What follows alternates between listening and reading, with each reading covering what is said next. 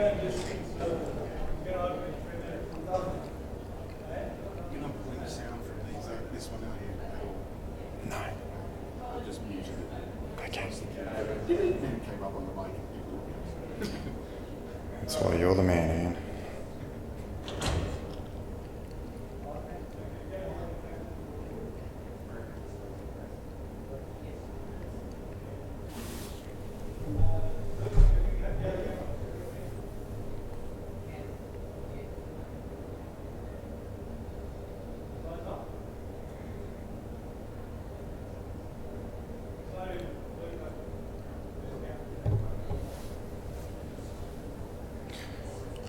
Lip sync test.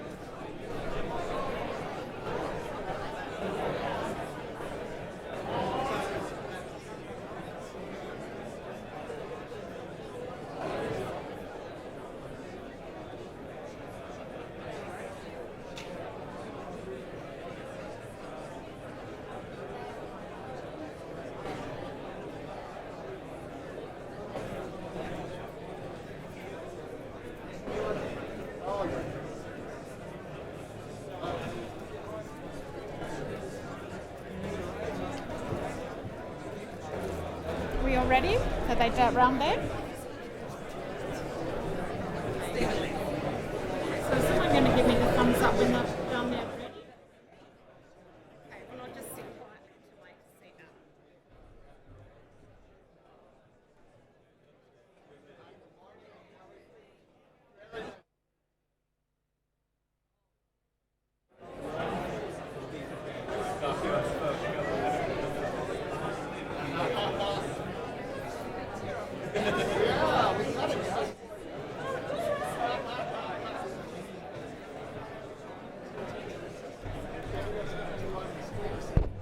Could everybody please take their seats? Thank you.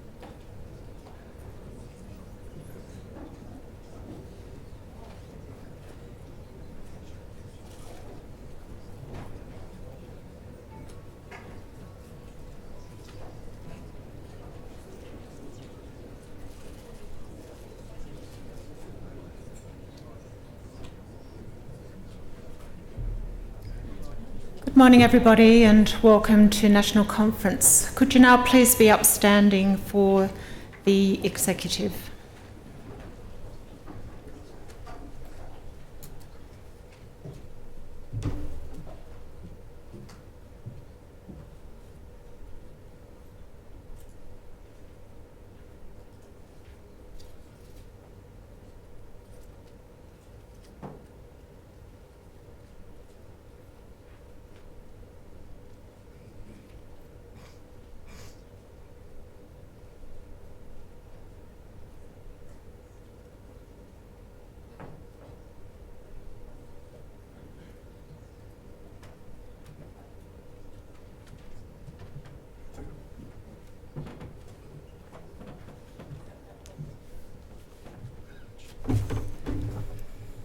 Thank you very much, ladies and gentlemen. Go ahead and have a seat. Thank you very much.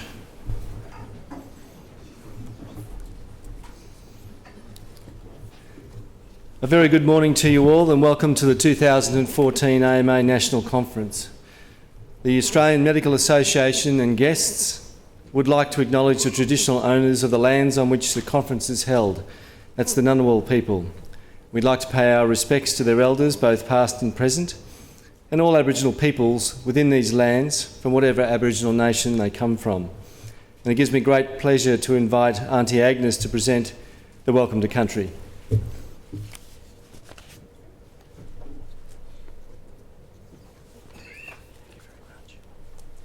Thank you. Good morning, everyone. How are you all today? I'm Auntie Agnes Shea, and I'm very, very proud and honoured to be invited here today to welcome you to the land of the Ngunnawal people. I'd like to start off by acknowledging Minister for Health, Mr. Peter Dutton, Shadow Minister for Health, Miss Catherine King, USA Ambassador, His Excellency Mr. John Berry, other distinguished guests, ladies and gentlemen. The National Conference is one of the biggest events on the AMA calendar. It brings together delegates who represent all the states and territories and all the medical specialists. The conference features ministers and shadow ministers and respected medical experts from Australia and around the world. The theme of the conference is Global Practice, Australian Perspective.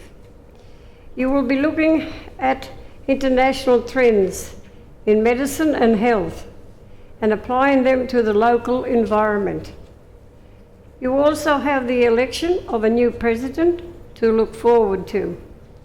And I hope that you will be be awarding the AMA Indigenous Peoples Medical Scholarship. I also note that the AMA does a lot of work promoting better health for Aboriginal and Torres Strait Island people, including your own Indigenous report card. So once again, I thank you for your work improving the health of our people, and I wish you a very successful conference. And just before I finish, in the language of the Ngunnawal people, for those who've travelled here to be with us today, when it's time for you to travel back home to your own countries, I wish you a very safe and enjoyable journey. And now I'll finish in the language of the Ngunnawal people. Nagana, Yarabai, Yangu, which means you're welcome to leave your footprints on our land now, or in other words, welcome to Ngunnawal country. Thank you and good morning to you all. Thank you.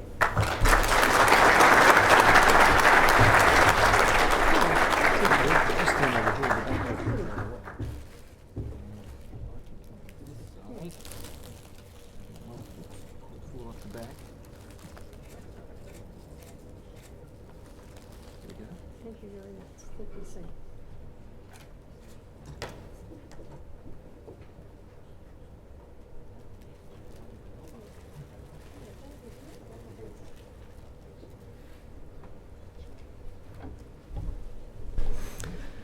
Thank you very much, Auntie Agnes. Now, to get our conference started properly, we'd like to sing the national anthem, and I'd like to invite the choir from the Harrison School in Canberra to lead the singing of the national anthem. And here come the girls now. Let's give them a round of applause on the way in.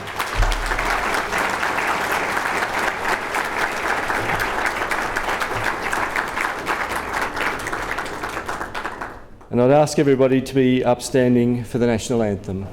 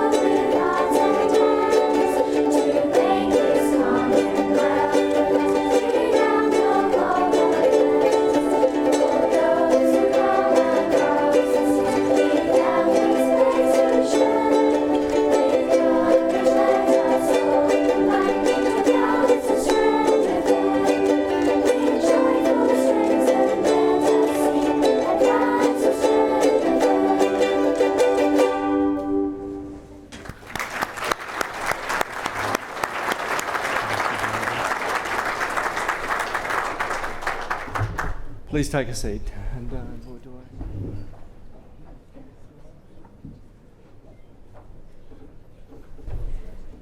Thank you very much, girls. That was a wonderful rendition of Advanced Australia Fair.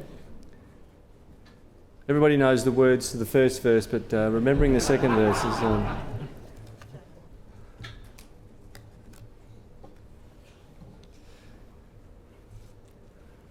All right, now some of the formal things we like to do at our national conference. We're going to recite the Declaration of Geneva, so I'd like to get you all upstanding once again for the reading of the Declaration. Now, the Declaration of Geneva is a declaration of the physician's dedication to the humanitarian goals of medicine. It was originally intended as a revision of the Hippocratic Oath to a formulation of that oath's moral truths that could be comprehended and acknowledged in a modern way. You can follow the words on the screen. Please read it out loud with me. I solemnly pledge to consecrate my life to the service of humanity. I will give to my teachers the respect and gratitude that is their due. I will practice my profession with conscience and dignity. The health of my patient will be my first consideration. I will respect the secrets that are confided in me, even after the patient has died. I will maintain, by all the means in my power, the honour and the noble traditions of the medical profession. My colleagues will be my sisters and brothers. I will not permit considerations of age, disease or disability, creed, ethnic origin, gender, nationality, political affiliation, race, sexual orientation, social standing or any other factor to intervene between my duty and my patient. I will maintain the utmost respect for human life. I will not use my medical knowledge to violate human rights and civil liberties, even under threat. I make these promises solemnly, freely, and upon my honour. Thank you very much, ladies and gentlemen.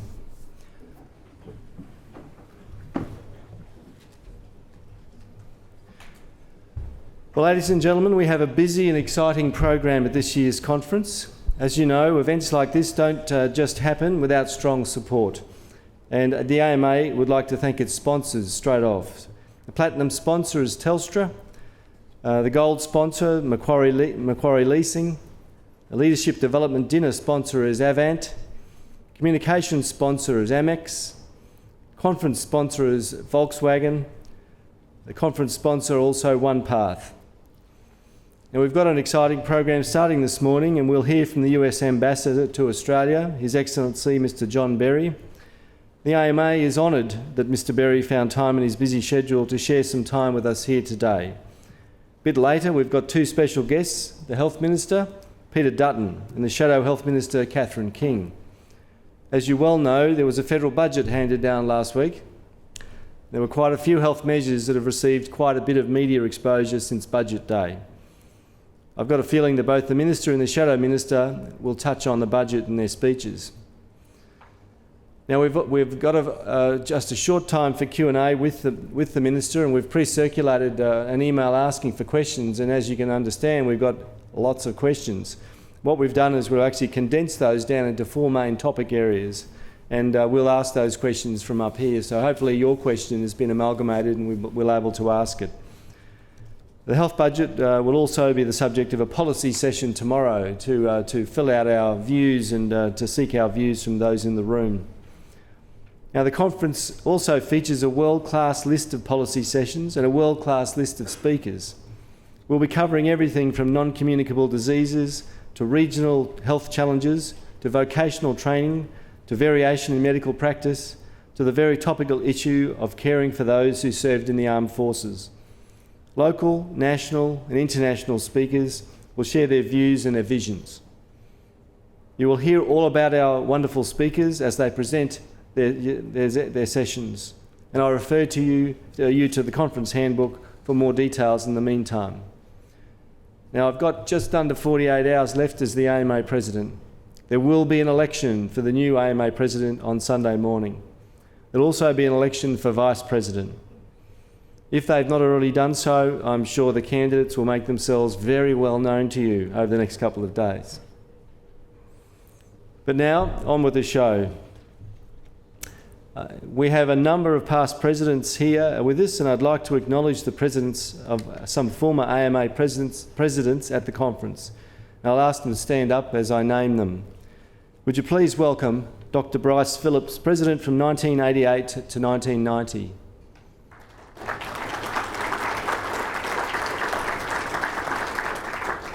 It's very hard to see from up here, but welcome, Bryce. Dr. David Brand, President, 1998 to 2000.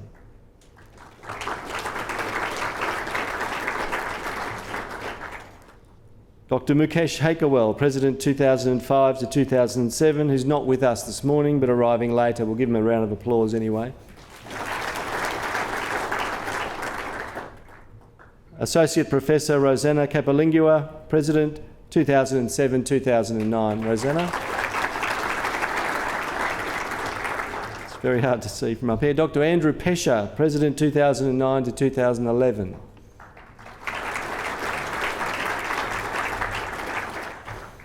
Thank you very much. The past presidents have got a wealth of knowledge and a wealth of information. They do deliberately take a low profile to allow the new president to set the tone, and I do thank them for that, and I thank them for their wise counsel when we get access to them. So thank you very much for the past presidents for coming along to share with us our national conference.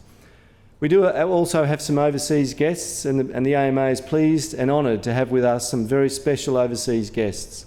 As I read your name, if you'd come forward to the stage for a gift from the AMA as a token of our appreciation for your attendance. From the British Medical Association, Sir Sabaratnam Arul Kumaran.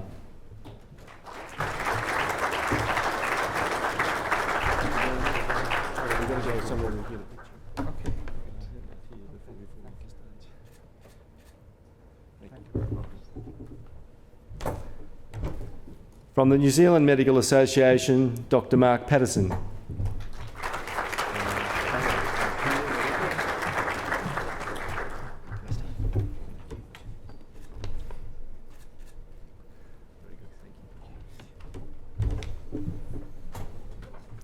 From the Singapore Medical Association, Dr. Tammy Chan and Dr. Chung Yewo.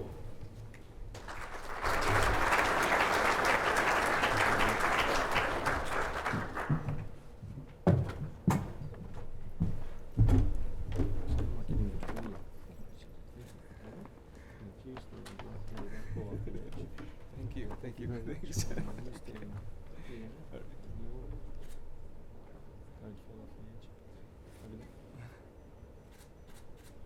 Thank you.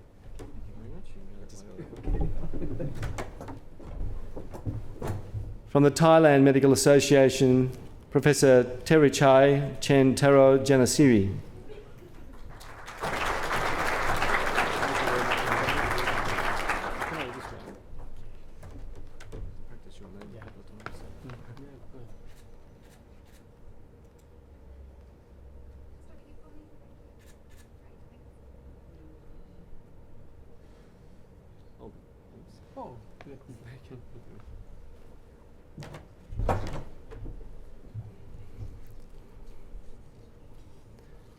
And from the World Medical Association, Dr. Margaret Mangarera.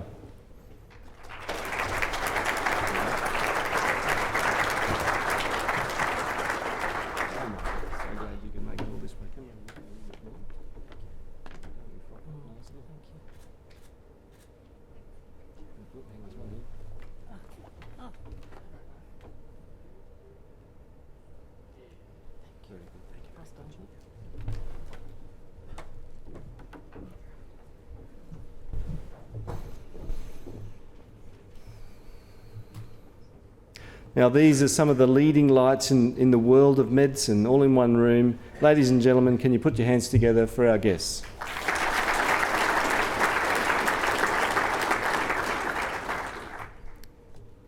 You'll hear more of their experience and leadership and ideas throughout the conference. Please do go out of your way, have a chat.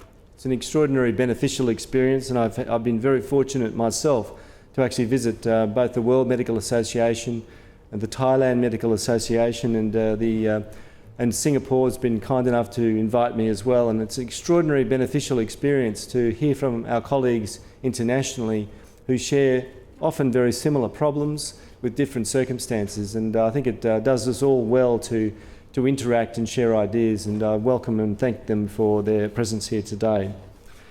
Now let's move on to our keynote speaker, the US Ambassador to Australia, Mr. John Berry. It now gives me great pleasure to introduce our keynote speaker, His Excellency Mr. John Berry, US Ambassador to Australia. John Berry presented his credentials to Governor General Quentin Bryce on September the 25th, 2013, became the 25th US Ambassador to the Commonwealth of Australia. As Ambassador, he seeks to strengthen the US-Australia alliance, which has served as an anchor of peace and stability in the Asia-Pacific region and the world for more than 60 years, to increase bilateral trade and investment, to deepen cultural, scientific and environmental cooperation between the United States and Australia. Ambassador Berry's distinguished public service career spans more than 30 years. Prior to his nomination, he served as the Director of the US Office of Personnel Management, the federal government's chief people person, where he directed a workforce of nearly 2 million from April 2009 to April 2013. Hiring of veterans and people with disabilities reached record highs under his leadership. From 2005 to 2009, Ambassador Berry served as the Director of the National Zoo, which had been found to have shortcomings in management and maintenance. He created a strategic plan focused on modernisation of the zoo, prioritising fire protection and renovation of the animal houses. From 2000 to 2005, he was Director of the non-profit National Fish and Wildlife Foundation. Between 1997 and 2000, Ambassador Berry served as Assistant Secretary for Policy, Management and Budget at the Department of the Interior, where he was both Chief Financial Officer and Chief Operating Officer for a department of 66,000 employees. From 1995 to 1997, he served as Director of Government Relations and Senior Policy Advisor at the Smithsonian Institute. From 1994 to 1995, Mr Berry served as Deputy Assistant Secretary and Acting Assistant Secretary for Law Enforcement in the US Treasury Department, where he was responsible for 40% of the US federal law enforcement officers, including the Secret Service. Ambassador Berry is a native of Maryland and holds degrees from the University of Maryland and Syracuse University's Maxwell School of Public Administration. He's got a very impressive CV, ladies and gentlemen. Please welcome Mr John Berry.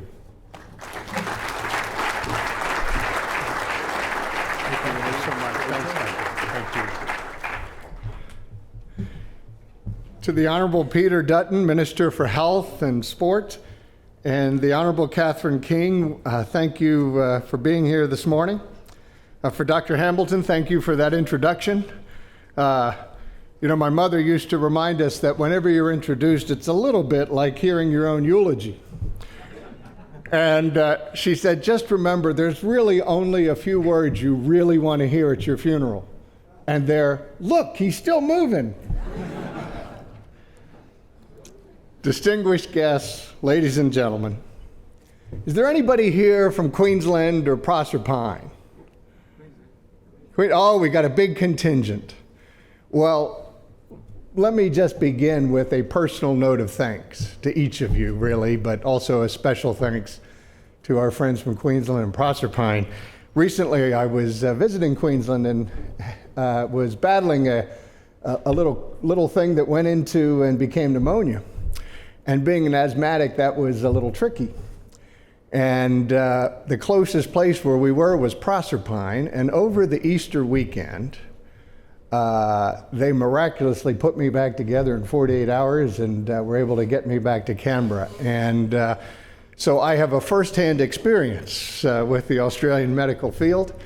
And I have to tell you, in my opinion, the three most noble professions of the human race are to heal, to teach, and to serve.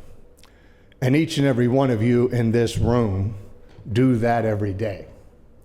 And so on behalf of the hundreds and thousands of patients that you touch, making their lives, their families, their futures all the better, let me just extend what they don't get to extend to you often enough. And that is a sincere and heartfelt thank you for your service. And special thanks to Proserpine.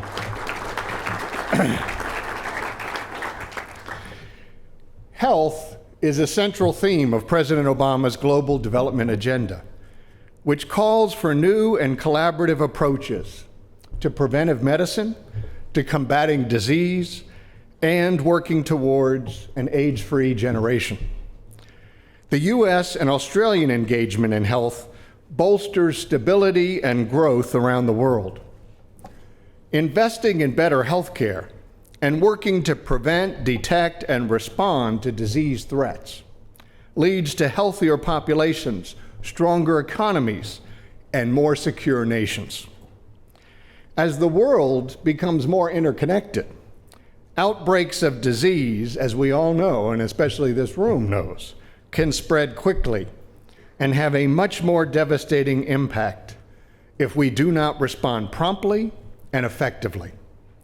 So we are working in countries across the globe to improve local capacity so that we can both better understand and treat diseases as they emerge. Together, Our engagement has many facets, and I'd like to just highlight a few of them. One is our leadership in global efforts to stop the spread of HIV/AIDS, tuberculosis, and malaria. Another top priority is improving health for women and children.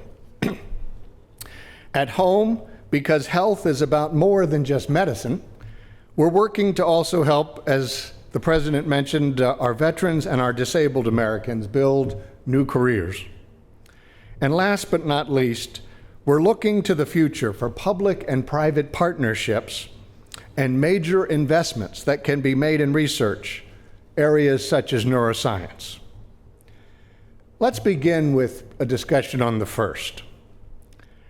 HIV is still one of the leading killers of people around the world. This disease has created millions of orphans, stalled economic growth and development, and mired many, many countries in poverty. In the early 1990s, it was estimated that infection rates in sub-Saharan countries would be as high as 1 in 3 adults. Essentially, AIDS threatened to destabilize entire societies. But thankfully, the international community responded, and it was a profound demonstration of hope, of love, and of resolve. Deaths from AIDS are now down 30% since they peaked in 2005. And we have averted the worst case scenarios, and we are making continual progress towards finding a cure. Now, the President's emergency plan for AIDS relief, a program begun under President Bush in 2003, and many will recognize as PEPFAR, has actually rapidly expanded access to quality life-saving drugs. In 2013 alone, PEPFAR supported HIV testing and counseling for almost 60 million people, and providing a critical entry point to prevention, treatment, and care. Through the Global Fund, we are also working together to fight and eradicate AIDS, but also 2 other big killers, tuberculosis and malaria. For more than a decade, the Global Fund has helped to develop partnerships between governments, communities, and private organizations to develop more effective techniques in fighting these 3 diseases. Through 2013, the countries of East Asia Pacific have contributed $2.3 billion towards the Global Fund. And it's important to note that of that amount, 75% came from Japan. But what's more important to note is the return on investment.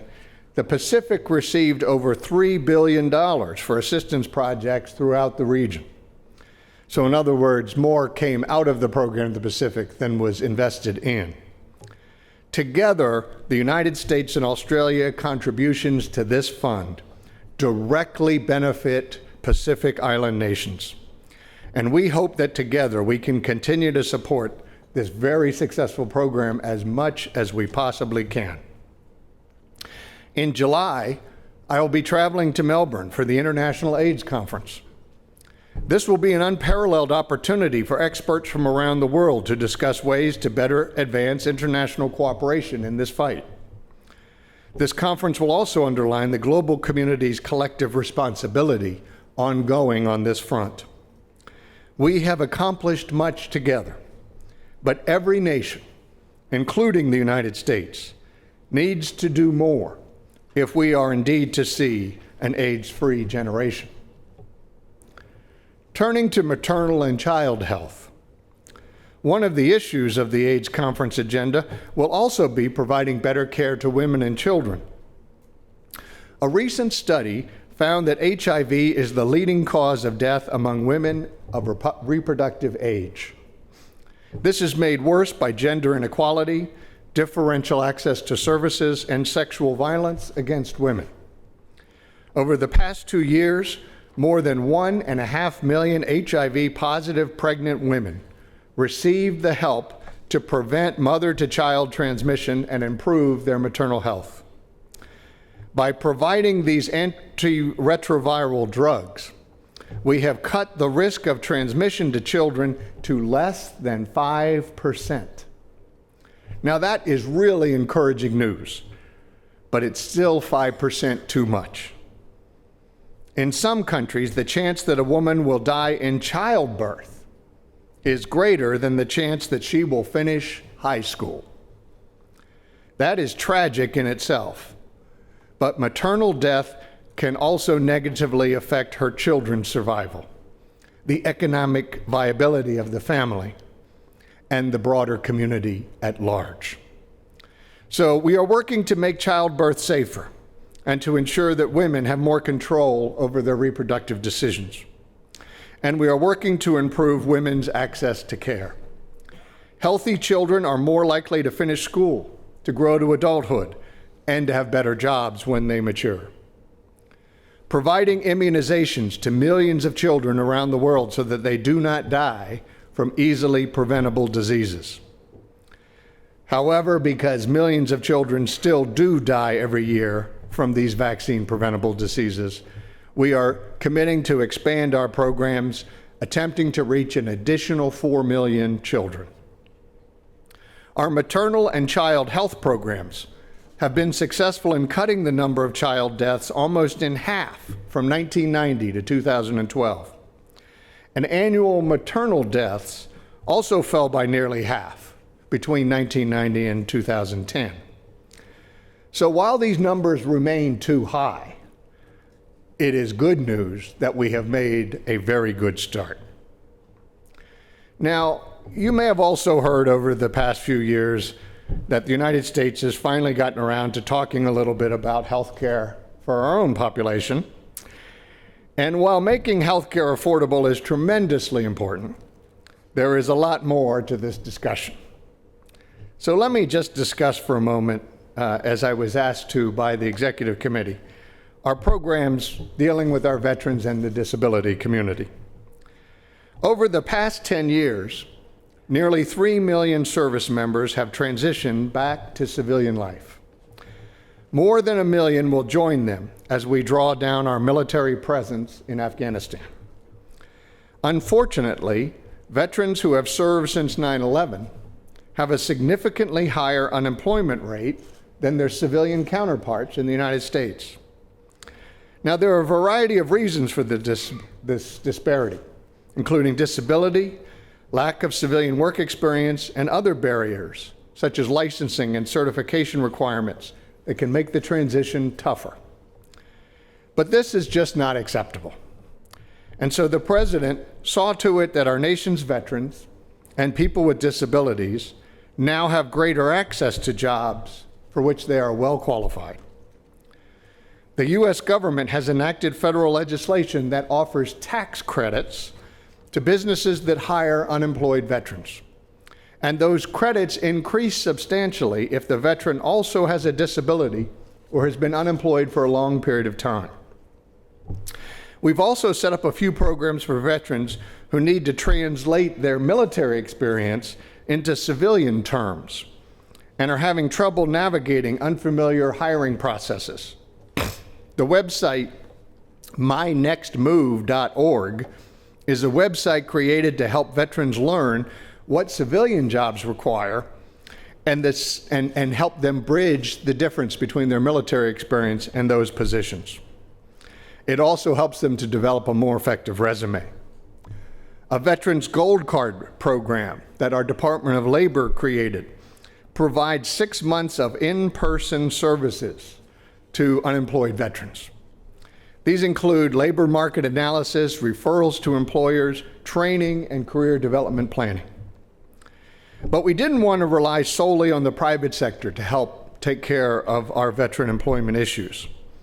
And we believed the federal government needed to lead by example. And I'm very proud to have played a small part in that effort. As director of the Office of Personnel Management, it was my job to make sure that we hired the best possible workforce for the federal government.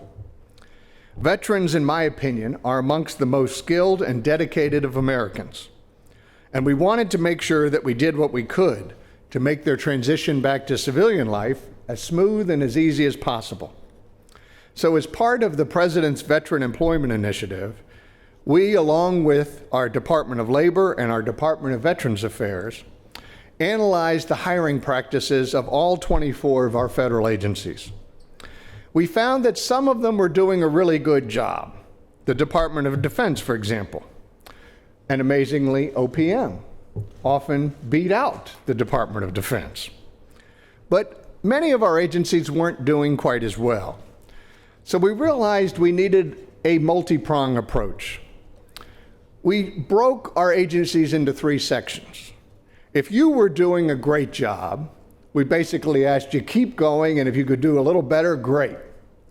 If you were in the middle section and doing reasonable effort, but clear that you could do more, we asked you to up your game by 5%.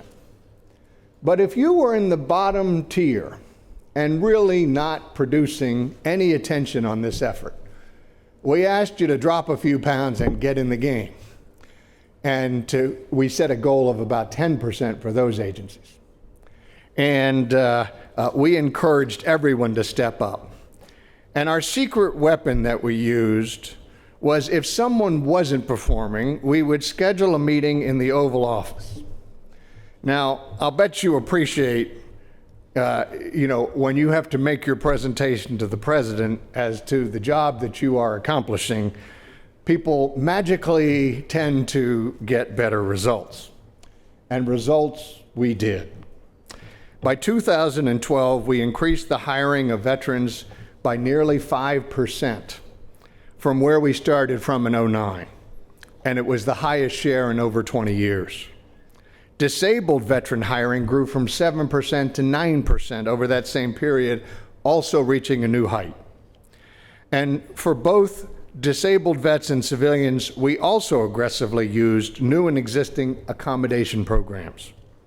Our basic goal was to eliminate any objection that hiring managers, the people actually making the hiring decisions on the front line, all the excuses they came up with, we tried to bat them down.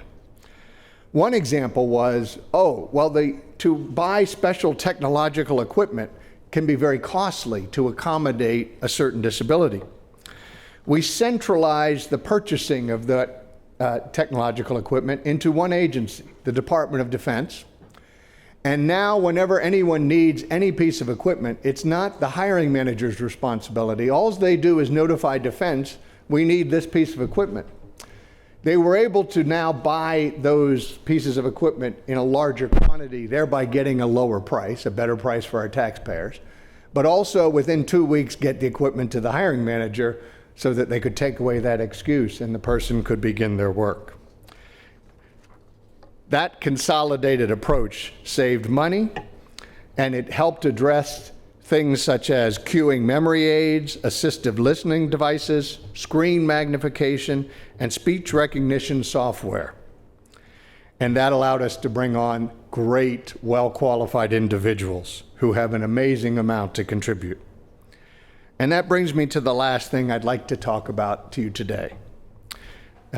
Talking about the topic of innovation and brain research. President Obama believes that we cannot win the future without investment in innovation.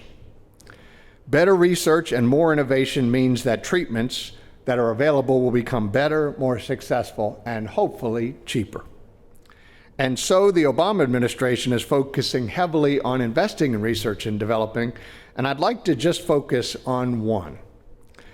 The cost of brain disorders in both human and economic terms is simply staggering. The Alzheimer's Association estimates that the cost of that terrible disease alone is $200 billion in the United States. Traumatic brain injuries account for more than $76 billion in costs in our country. So you can see that the scale of the problem is enormous. And the impact, especially on patients and families, can be devastating. Now, the good news is that even small advances in this field translate to huge differences. Every year, government agencies, universities, and our research institutions as well as our pharmaceutical companies, spend billions of dollars on neurological disorders. But we need to do more, and we need to be better organized. So, that's why the President announced the launch of the BRAIN Initiative last year.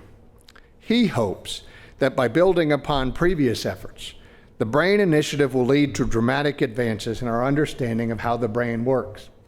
And the President sees this as important as the Apollo project, more important even than the Genome Project or the war on cancer. This initiative, we hope, will unlock secrets and technological advances, as well as improving human health that we cannot even predict at this point in time, just like the Apollo project. And we hope in turn it will also lead to cures for diseases such as Alzheimer's, as well as help to repair the damage of traumatic brain injuries. In 2014 and 15, we have dedicated over $300 million to this effort.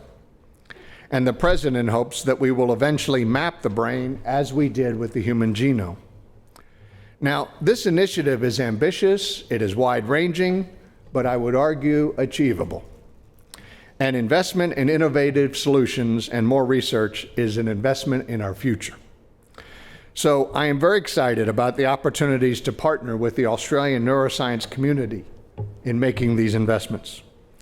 I have seen firsthand your first-class quality research in Queensland at the Brain Institute, at the Melbourne Brain Centre, at SAMRI in Adelaide. You are not just cutting edge in this field. Australia is leading edge. And in its worldwide efforts, it is really helping to make progress in tackling these challenges. So we look forward to partnering with you in the years ahead. Australia is a key partner in our efforts to accelerate progress towards a world safe from infectious disease and to promote, as we've been discussing, global health security. In fact, Australians already have an amazing long history of medical innovation. From the bionic ear to the importance of taking folate in pregnancy, Australians have been at the forefront of medical advances.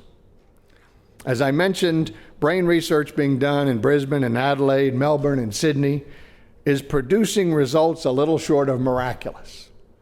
I got to see up in Queensland one of the deep brain stimulation projects, whereby through electrostimulation, and this is dumbing this down about 10 million times, but using sort of an approach that like the noise cancellation headphones use on airplanes, they've been able to counteract the electrical stimulation and to stop the shaking of some of these traumatic neurological diseases. And it's just amazing when you see where this research could take us.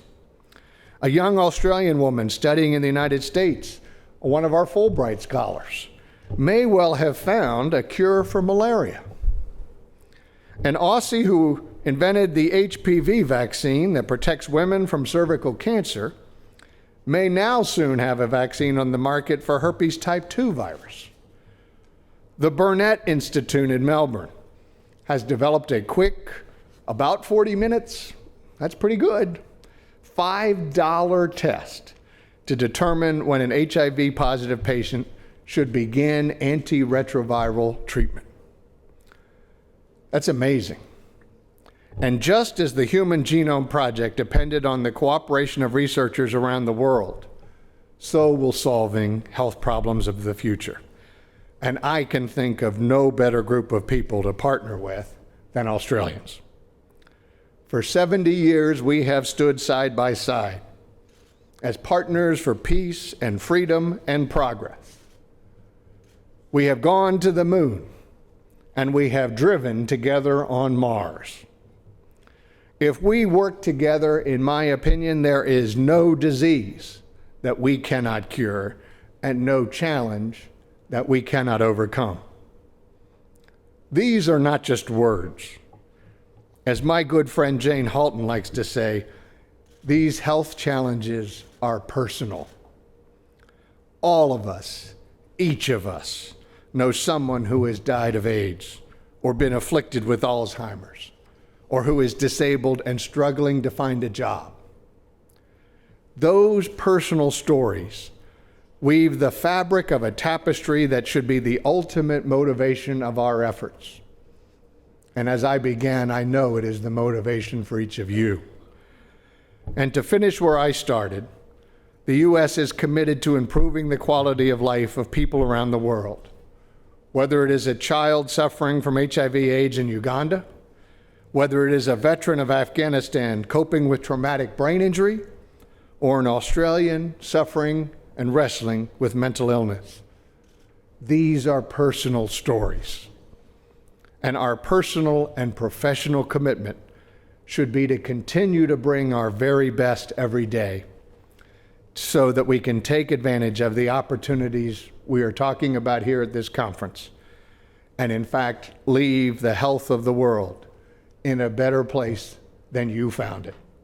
God bless you for your efforts, and may God continue to bless your efforts in the days ahead. Thank you for the invitation to be with you today. It's been an honor for me. Thank you, Mr. President. I wonder, would you be able to take any questions? Oh, happy to. I'm happy to. Yeah. If you have the time, I'm happy to do that. Ladies and gentlemen, the ambassador may be able to. We're a bit ahead of time, so if there's any questions from the floor, the ambassador might be able to field them. Certainly, we had a very interesting presentation here, and it really did do our conference proud to think about the things external to Australia, the issues with, that we don't actually have to deal with in front of mind here, such as HIV. The problems of HIV/AIDS internationally are enormous. And both first world countries like Australia and the US, at least we've got the money to be able to provide those antiretroviral drugs. But it's through the beneficial work of countries like the US and like Australia and the research that we can actually try to get some of those HIV drugs at the price that people can afford. And I think that's so important. And for me, I didn't realise how much impact it had on young mums and pregnant mums and the complications that occur, and if stopping that transmission to children, that's extraordinarily beneficial. As you say, you keep the mother healthy, you keep the next generation healthy. Absolutely. Getting into education and so forth is very, very important. But ladies and gentlemen, are there any questions that you might like to ask the ambassador? You have to be very hard patient. to see. It's a little hard to see with the lights, but there's one. Okay. Looks like from the Queensland contingent. Northern Territory. Just as good. The Northern Territory.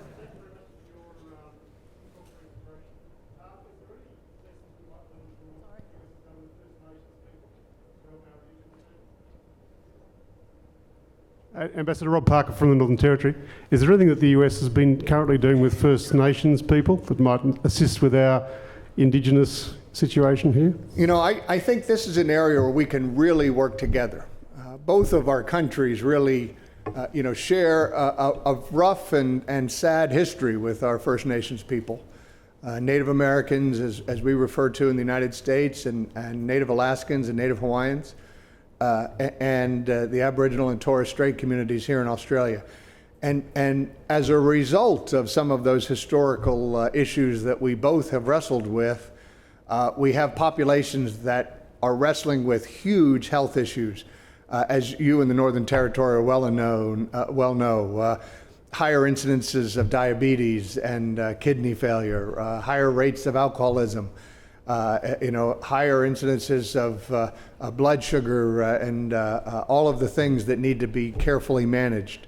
I will tell you, I think it is one of the areas where we can really benefit from having dialogue between our countries and our efforts that have both succeeded and failed.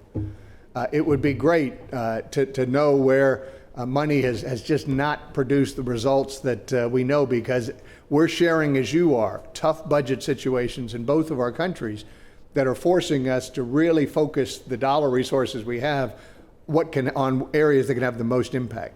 So I can promise you this, from my perspective, we're strongly committed to assisting. I know there are already dialogues underway, but to the extent we can deepen it and broaden it and use the good offices of the AMA here, as well as the AMA in the United States, I believe we could really move the ball forward in this area, because it is a critically important area. I will highlight just one that has impressed me, that's been so, to see First Nations in our country and as well in Australia. In Alice Springs, when I was there, I got to meet a wonderful woman named Liza Balmer, and she's head of the NPY Women's Council, their executive director. And they were wrestling with these issues of trying to get mobile dialysis equipment out to rural communities because they couldn't get many of these folks from the very far rural communities into the cities on a regular enough basis for that treatment. And they were wrestling with how to solve the problem of the cost of this.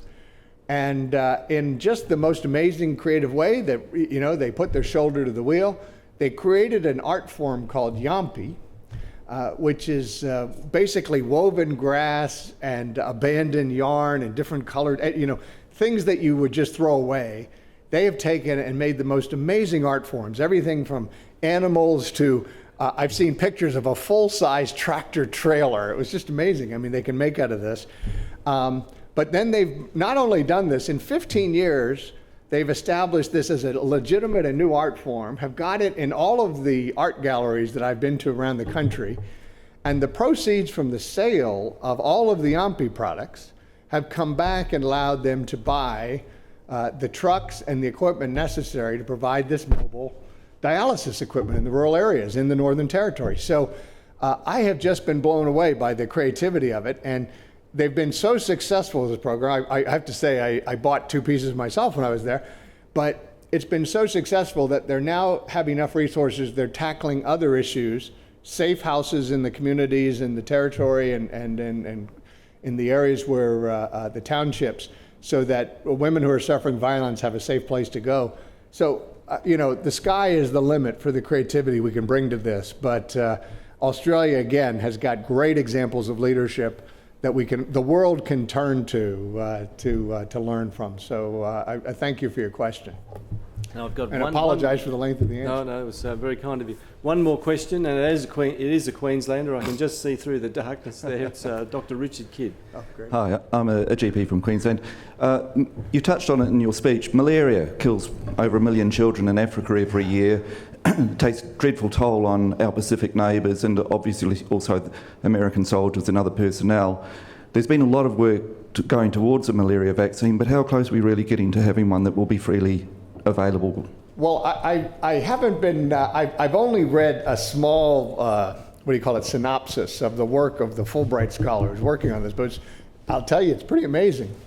And obviously it has to go through, medical review and scrutiny and the journals, and it'll be a while before it's wrestled to the ground, but it is good hope that there are these breakthroughs that are occurring out there in terms of research.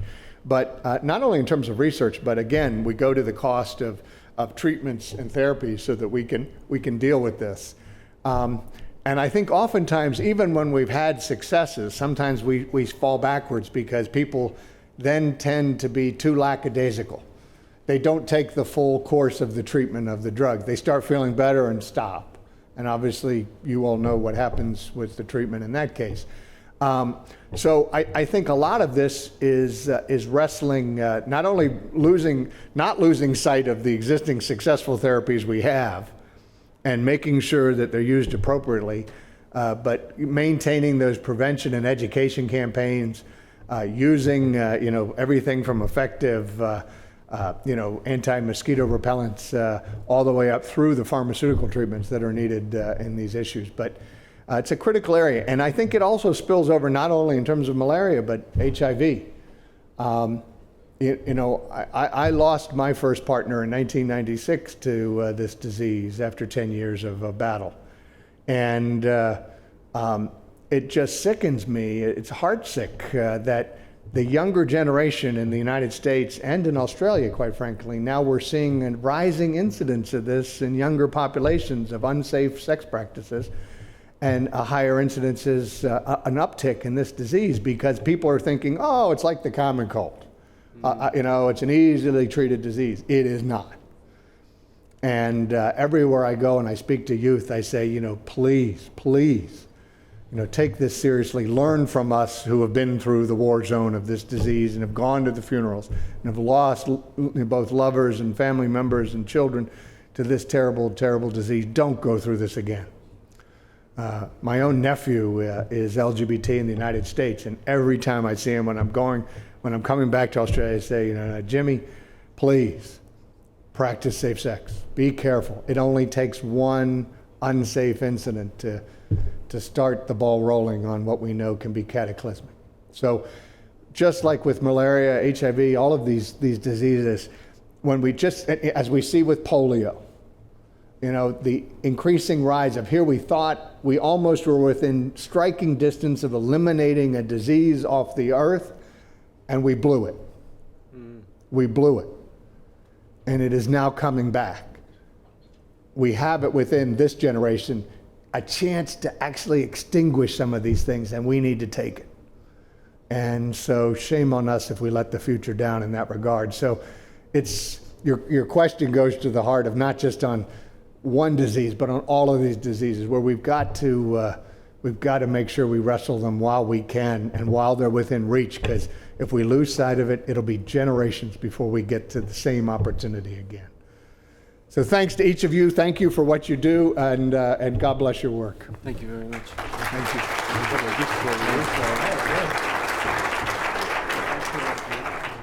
Yeah, that's great. Thank you so much. Thank you, Mr. President. Thank you very much. Ladies and gentlemen, that was a very impressive CV, but also a very impressive person. And thank you, John, for sharing that personal story with us and leaving us with a challenge that hopefully some of the people in this room can rise to. As well as talking about the challenges of HIV, you also share with us the issues of veterans and returning from Afghanistan and from overseas theatres. And it is a challenge to us as well to actually get the veterans employed. Your suggestion that there's nothing like measuring what people do, and I wonder if I could convince the Prime Minister to hold a meeting in his office about those that don't employ sufficient disabled people. Perhaps the Minister's listening, and we might be able to organise something. Nothing like meeting the President and explaining yourself to actually get someone to change their views. But the suggestion that we should continue research and working together with research, I think that's a very good thing. It's something that Australia wants to do very well, and I'm sure the Minister's going to touch on the investment we're going to see in research in this country, and we hope that does pay benefits in the very long term. And it's very good that we're talking about both national diseases and international diseases at this conference, and it does remind me that I did recently attend Singapore's pandemic planning meeting, and it's not just influenza that we're worried about with our near neighbours. It's actually dengue, hemorrhagic fever, measles, which we don't see in this country, which certainly happens not too far to our north. The Middle Eastern respiratory syndrome, as I say, influenza, but tuberculosis you touched on, and HIV/AIDS, of course, which is certainly a scourge, particularly in countries that don't have the resources to actually hold that back. The challenge of stopping polio, I think we need to all rise to that, and I think that is. Thank you very much. And so once again, put your hands together for the Ambassador, Mr. John Berry.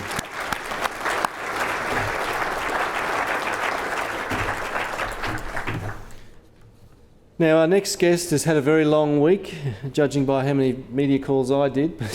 But I'm pretty sure that Minister Dutton's been on the road non-stop since last Tuesday, explaining and selling the major health changes in the federal budget. I think it's fair to say that the health changes have sparked a range of views, including within the medical profession. Ladies and gentlemen, Peter Dutton has been immersed in health policy since 2008. When he was promoted to be Shadow Minister for Health and Ageing. He's been immersed in politics much longer. He was elected as federal member for Dixon in Queensland in November 2001. At the age of 30, he defeated Cheryl Curnow. Peter was re-elected in 2004 and was appointed Minister for the Workforce Participation. At the time of his appointment, Peter was one of the youngest ministers since Federation.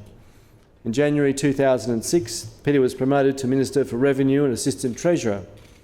Following his re-election in November 2007, with the change of government, Peter was promoted to Shadow Cabinet as Minister for Finance, Competition Policy and Deregulation. In 2008, he was further promoted to the Health Portfolio. On the 18th of September 2013, Peter was sworn in as the Minister for Health and the Minister for Sport in the newly elected Abbott government. Peter is married to Kira Lee and is the proud father of Rebecca, Harry and Tom. Please welcome the Minister for Health, Peter Dutton.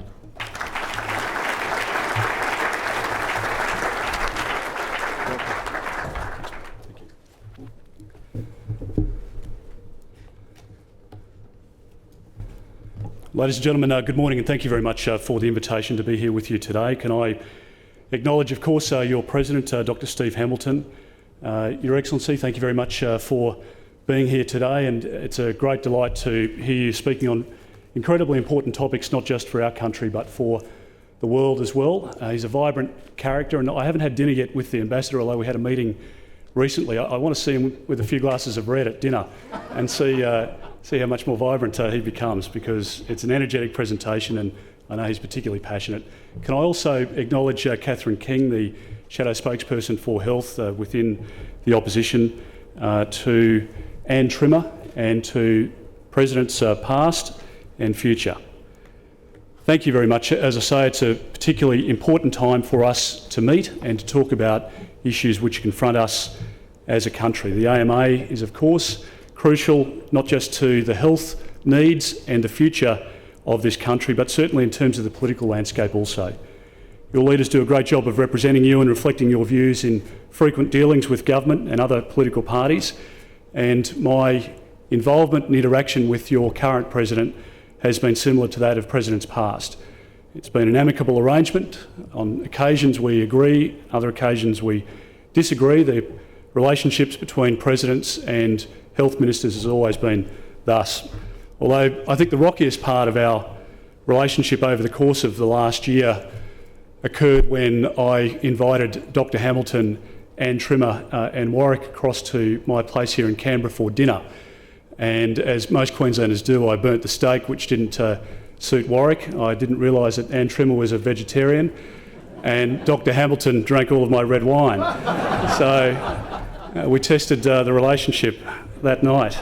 But nonetheless, we had a productive discussion about future health policy, and I thank them very much for the engagement they've had with government, and I look forward very much to working with Steve's successor as well. The government's starting point in putting together the health budget was to take a look not just at the medium but also the long-term trends in health expenditure. And frankly, by any analysis, it was quite alarming.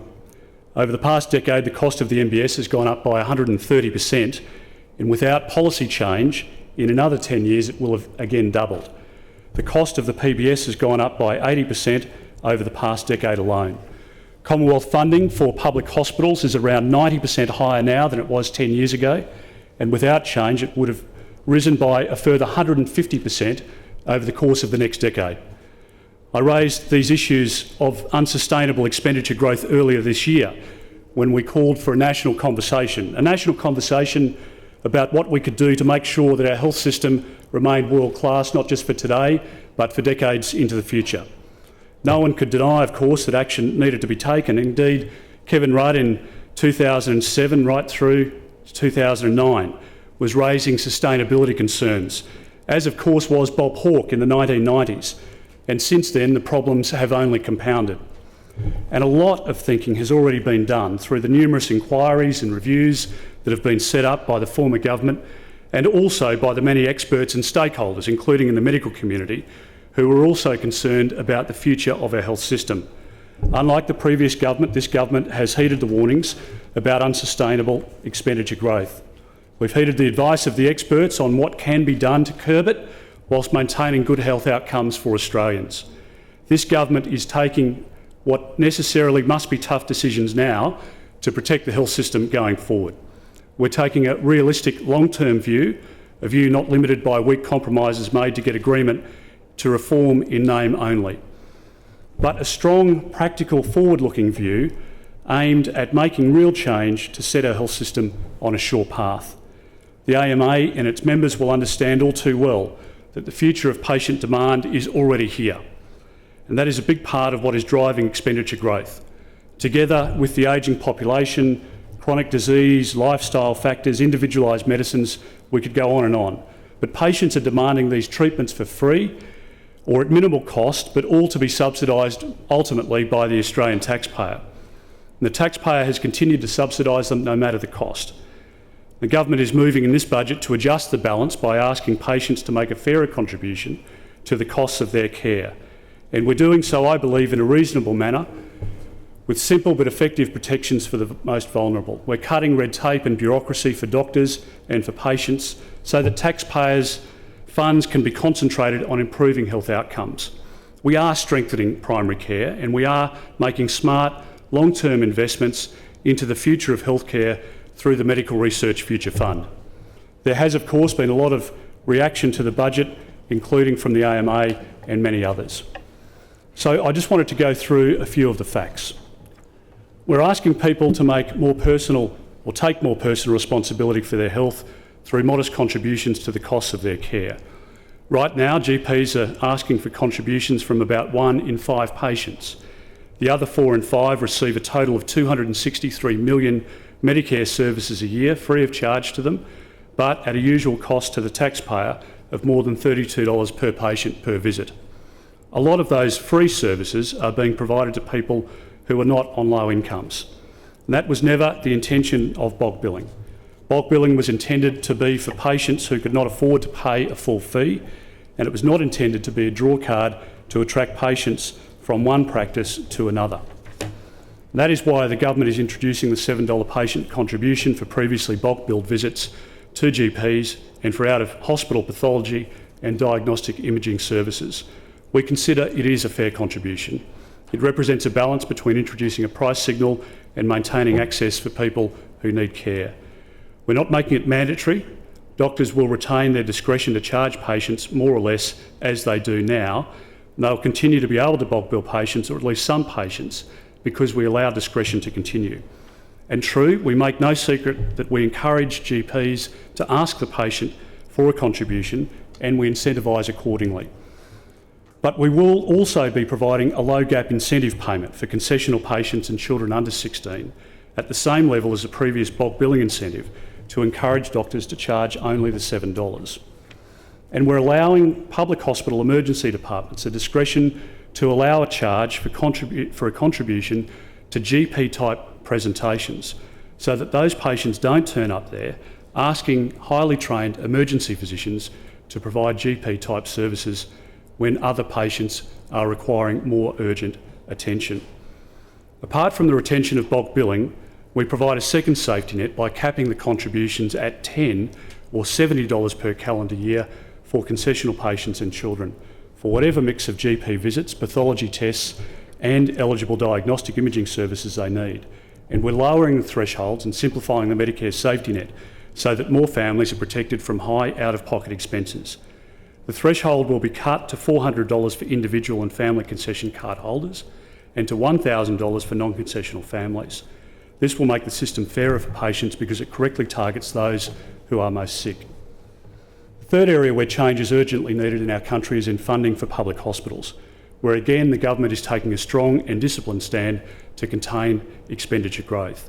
But let me make it clear that a lot of the commentary on this issue is dead wrong. We are not reducing funding for public hospitals. We are in fact increasing the Commonwealth's contribution to the funding of state and territory-owned and managed public hospitals by more than 9% a year over the course of the next 3 years, and an average of about 6.5% from 2017 and each year after that. What we will not be doing, unlike the previous government, is providing open-ended funding guarantees for inefficient and unrestrained growth. We are drawing a line in the sand now. Hospitals, yes, are the responsibility of states and territories, and we do need to work harder with state and territory governments to improve the hospitals, to provide even better care for patients, to reduce waste and to improve efficiency. Not just follow the same ways and get the same results with the same ballooning costs. So we will continue to pay efficient growth funding until 2016-17, and then from 2017 we will provide an indexation factor which is equivalent to CPI and to population growth. That is not a spending cut.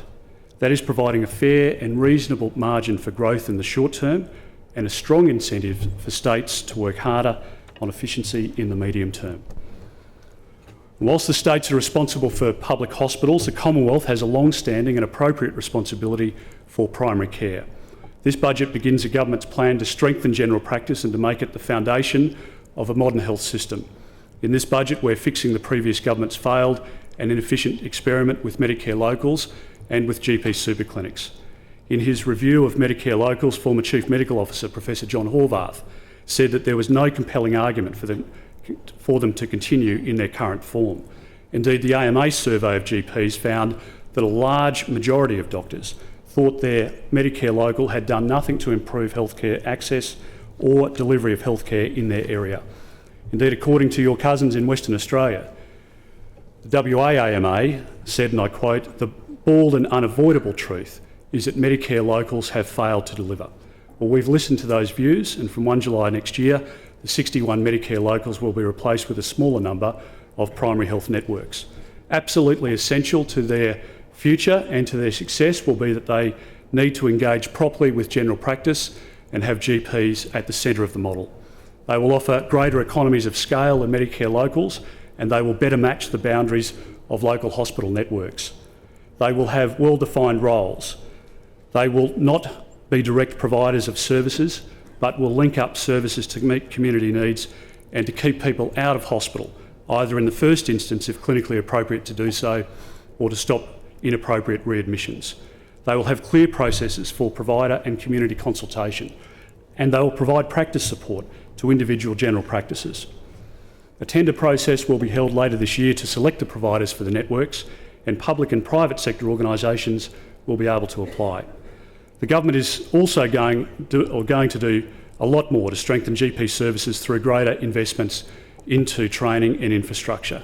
From next year, the number of Commonwealth-funded GP training places will be expanded from 1,200 to 1,500. The Practice Incentives Program payment to GPs for training medical students will double from $100 to $200 per 3-hour session, and infrastructure grants of $300,000 each will be offered to up to 175 general practices in rural and remote settings to build training facilities with the capacity to offer assistance to even more general practices depending on the applications that will be made under that program. I want people to contrast that for a second. The government's approach is to put value into existing general practices to help people add to the business that they've invested their own time and effort and expertise into. Our model is not to set up a competitor on a diagonal corner with the use of borrowed money, given ultimately or paid back by taxpayers. And I think it underscores the ideological change in terms of the government's focus at a Commonwealth level. And in addition to this support, we will provide more than $35 million to the GP Rural Incentives Program over 2 years. Starting this financial year, doctors working in regional, rural and remote areas will benefit from that measure. These investments will allow more medical graduates to pursue careers in general practice and more doctors to practice in areas of greater patient need. To complement this, the government is funding additional scholarships for nurses and allied health workers through a further $13.4 million investment. These investments are being funded, at least in part, through reductions in bureaucracy and red tape, including the transfer of the functions of Health Workforce Australia and GPET to the Department of Health and the closure of those two agencies. All of these changes that are being rolled out will allow the government to deliver further efficiencies and innovations, and most importantly, to fund additional training and health services. We're also streamlining the health bureaucracy, which grew rapidly under the former government with little or no benefit for Australians' health. We're closing some agencies and merging a number of agencies with like functions, which will again deliver us a greater capacity to help frontline services. Savings from some of these changes will provide funds for the budget investments in youth mental health, in completing the rollout of biennial bowel cancer screening for all Australians aged 50 to 74, and in physical activity programs for children at school under the Sporting Schools initiative. They are delivering on, not reducing, our commitment to preventive healthcare. We're also committed to reducing unnecessary red tape and paperwork for health professionals wherever possible.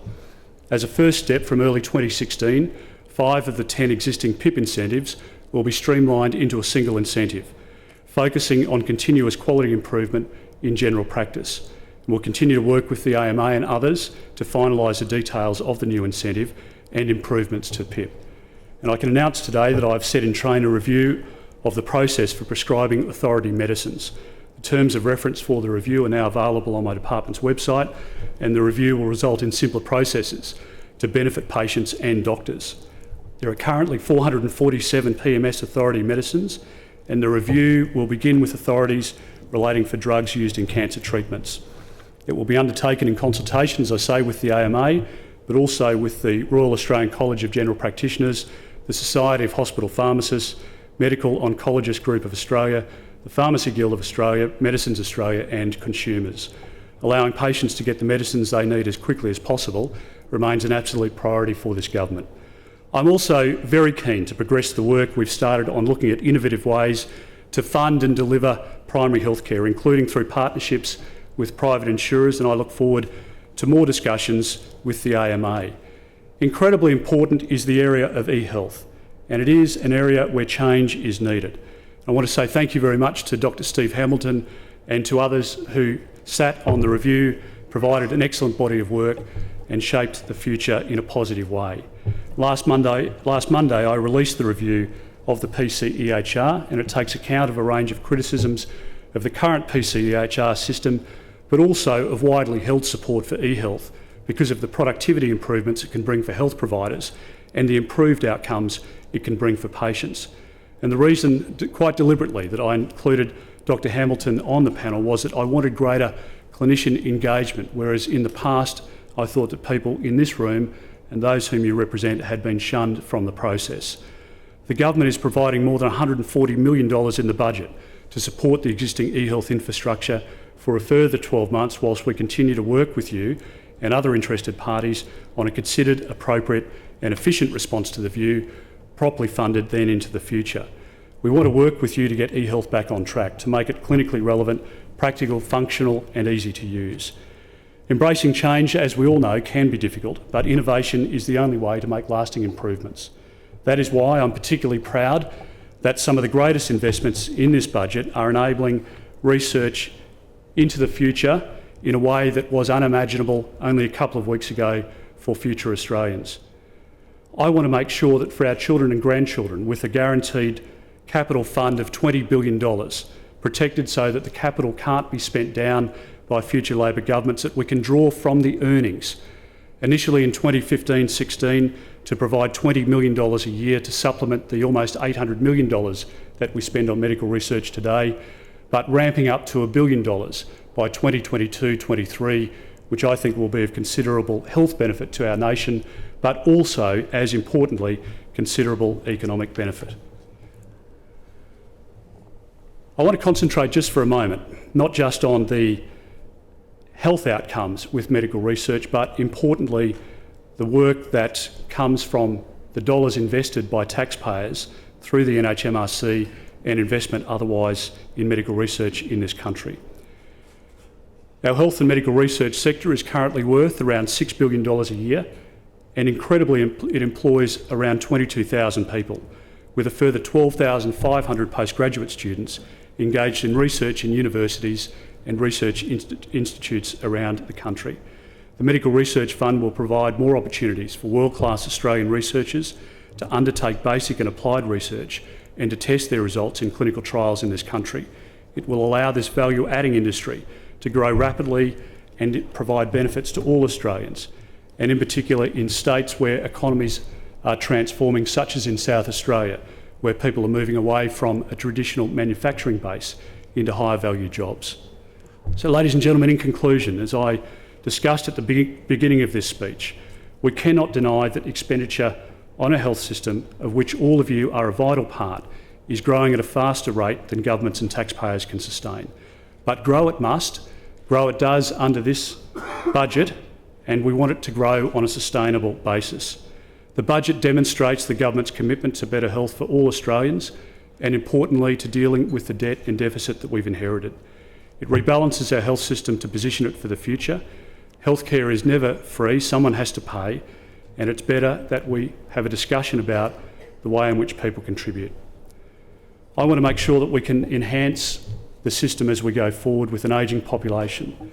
I want to make sure that, as we've provided for in this budget, that we can grow the money that we spend at a Commonwealth level year on year.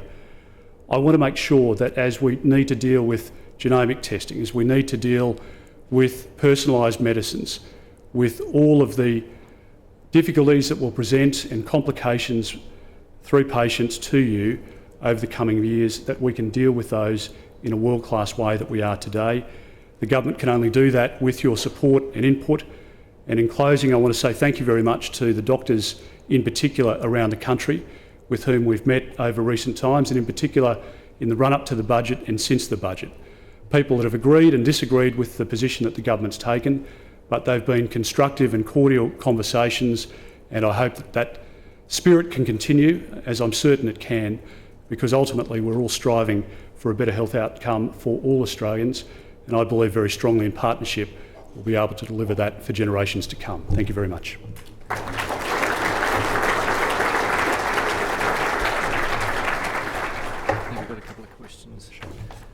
I'd like to thank the Minister very much, and we certainly have a vision for a joined-up health system with strengthening primary care teams led by the doctor to keep patients out of those secondary services, the hospitals. Can I just say on a administrative issue, I've reminded you about the hashtag we've got here today at the conference, and that's crosshatch AMA NC14, so AMA National Conference 14.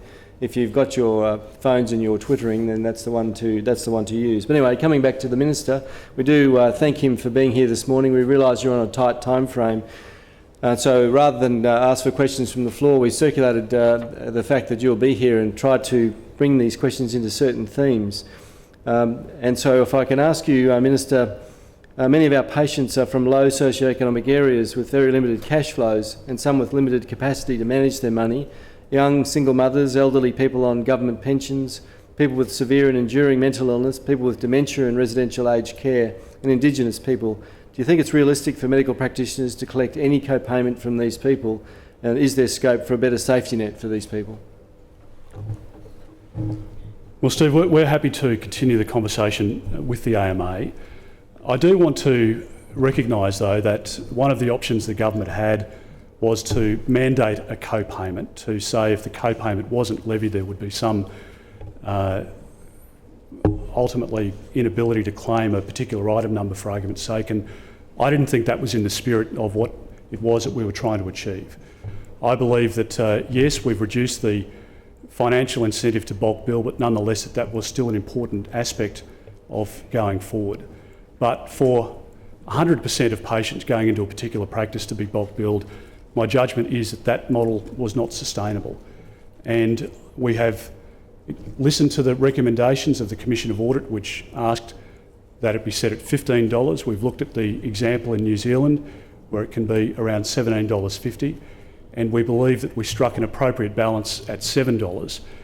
Not just the assistance through bulk billing, which potentially is available to some of the people that you mentioned in your question, but also the ability of reverting back to a bulk billing arrangement for those on a concession card or under the age of 16 once they achieve 10 services within a year. It's also important, though, to recognise some of the support that we provide to general practice otherwise, and ways in which into the future we can provide support. For argument's sake, through PIPs, we provide over the next 5 years an estimated $1.3 billion in this budget. We provide an incentive through the Mental Health Nurse Incentive Program. We provide about $1.6 billion through the Practice Nurse Incentive Program and the GP Rural Incentives Program that I mentioned before, all with a total of about $3.5 billion. And we've also started a discussion with the AMA and with the College about better ways in which we might be able to provide support to those most in need, those who are presenting with complicated needs, and to look at the ways in which care plans and team care plans can operate at the moment, and ways in which we can better tailor that to provide support going forward. So I'm not sure that anybody could successfully argue that the conversation has finished. I think it is just the start. But it is important ultimately that we have a sustainable system.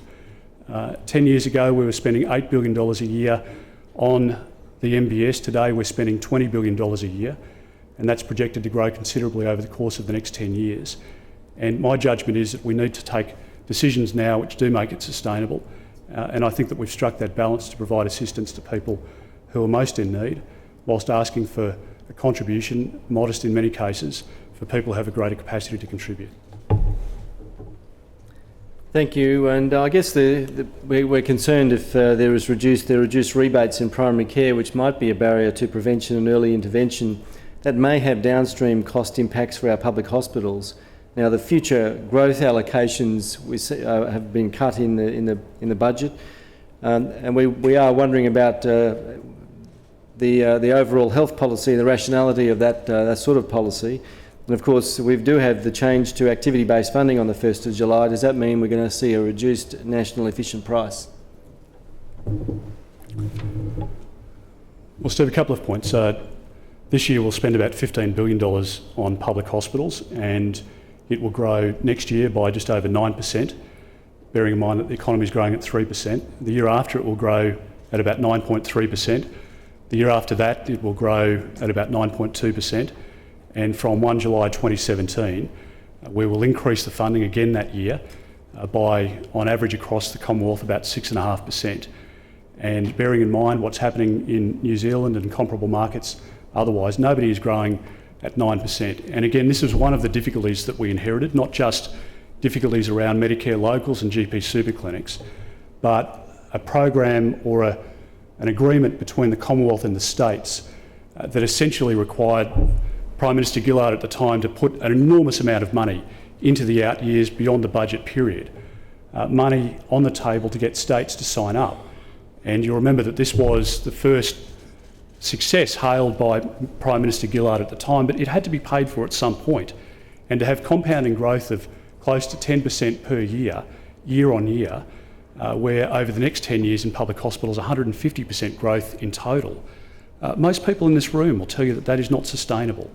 So we have to make sure that, as I say, we increase the funding, which we do. We work with the states who own and manage the public hospitals to efficiently deliver those services. And I want to make sure that we can reduce the bureaucratic burden that's currently applied through many layers within my own department here in Canberra to relieve some of that financial burden as well. And I think at the moment you're seeing a very different outcome around some of the states because of different management practices that they're adopting. And I think, again, this is a long-run discussion, but our commitment over the forward estimates is to provide more money into public hospitals. Thank you. I've got two more questions that I might try and squeeze in before we lose you. Health workforce is really important to us. The National Health Professional Boards seem to be allowing scopes of practice for non-medical practitioners to be expanded in a very ad hoc way. Is this an acceptable way to provide a safe health workforce and to protect patients? Well, there are some long-held traditions in the area of workforce, and we're keen to honour those and to work with the AMA, with the colleges and people otherwise. One thing that I don't want, and there's some pressure in the PBS space for argument's sake at the moment, but I understand some areas around ophthalmology and optometrists, but a number of other issues as well that are bubbling away. I haven't wanted to be in a situation where as a Member of Parliament, as a politician, I'm making decisions. Hopefully we can accept the advice, which necessarily must be robust, and that's the model, if it can operate successfully, that I want to adopt. I don't want political decisions and lobbying to take place that pushes outcomes one way or the other. I think ultimately these matters are best resolved by the profession if that's possible, and that's certainly the direction that we would want to take. And the grievances that exist there at the moment, some of those can be talked through, and others there will be an outcome that people will have to abide by. So I've not wanted to politicise the process, and necessarily I think that's a good thing going forward, to be honest. Thank you. And we actually think that there should be a stronger role for medical boards, certainly to make sure that the safety of the public are protected. But look, you did touch on some good news, some 300 extra GP training places at a time when we do need to put support into general practice. You honoured your collection commitment to double the PIP for training. That is a very good signal. This government is very keen to support training. But there is the cut to the PGPP program, and that means there is less funding to get people into general practice, to get exposure to general practice. And I guess we're concerned that that may have a consequential reduction in the ability for pre-vocational and vocational training numbers in hospitals. So what are your views in that area? Well, Steve, we took a tough decision in relation to GPET, for argument's sake, and as I moved around the country talking to GPs, there were real concerns about the way in which the training model, not just the program you referred to, which is obviously of more interest to rural practitioners, but training across the board, that there was a lot of money going in at the top and being clipped at various points along the way, and too little of that money was arriving in the hands of general practice and the supervisors, and an area where it was desperately needed, including in rural communities. So I'm hoping, again, that what we can do is have a conversation with the AMA, with the college and with others to see how, with the money that we've got, how we can get more of that to a frontline outcome, if you like, so that people do have a greater financial reward for work that they'd be happy to do anyway, and that is train up a next generation. So it's more about trying to streamline and move money away from people who I think were receiving quite reasonable margins, beyond reasonable in some cases, and I think we've signalled that, and we're happy to continue that conversation. So there's a commitment to get more money back to supervisors. I think we can do that in the announcements that we've made, and hopefully we can attract younger graduates and people with an interest into general practice, and I think that will be a necessary outcome, particularly with an ageing population and an ageing workforce as well. So again, we're happy to continue that conversation. Thank you very much. Well, thank you very much to the Minister. He is on a tight time frame, but he could only be here with us for a short time. But I believe that he will be able to talk to the press afterwards in, I think, the Torrens room, which is outside on the right-hand side. But I'd like to make a little presentation to the Minister. Thank you.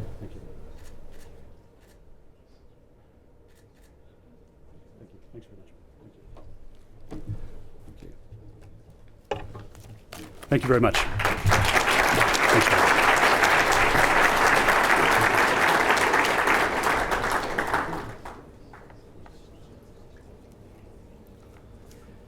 And we're grateful to have the Minister here to talk to us this morning. There's obviously a large number of questions that we couldn't ask, some of which I hope we're able to cover.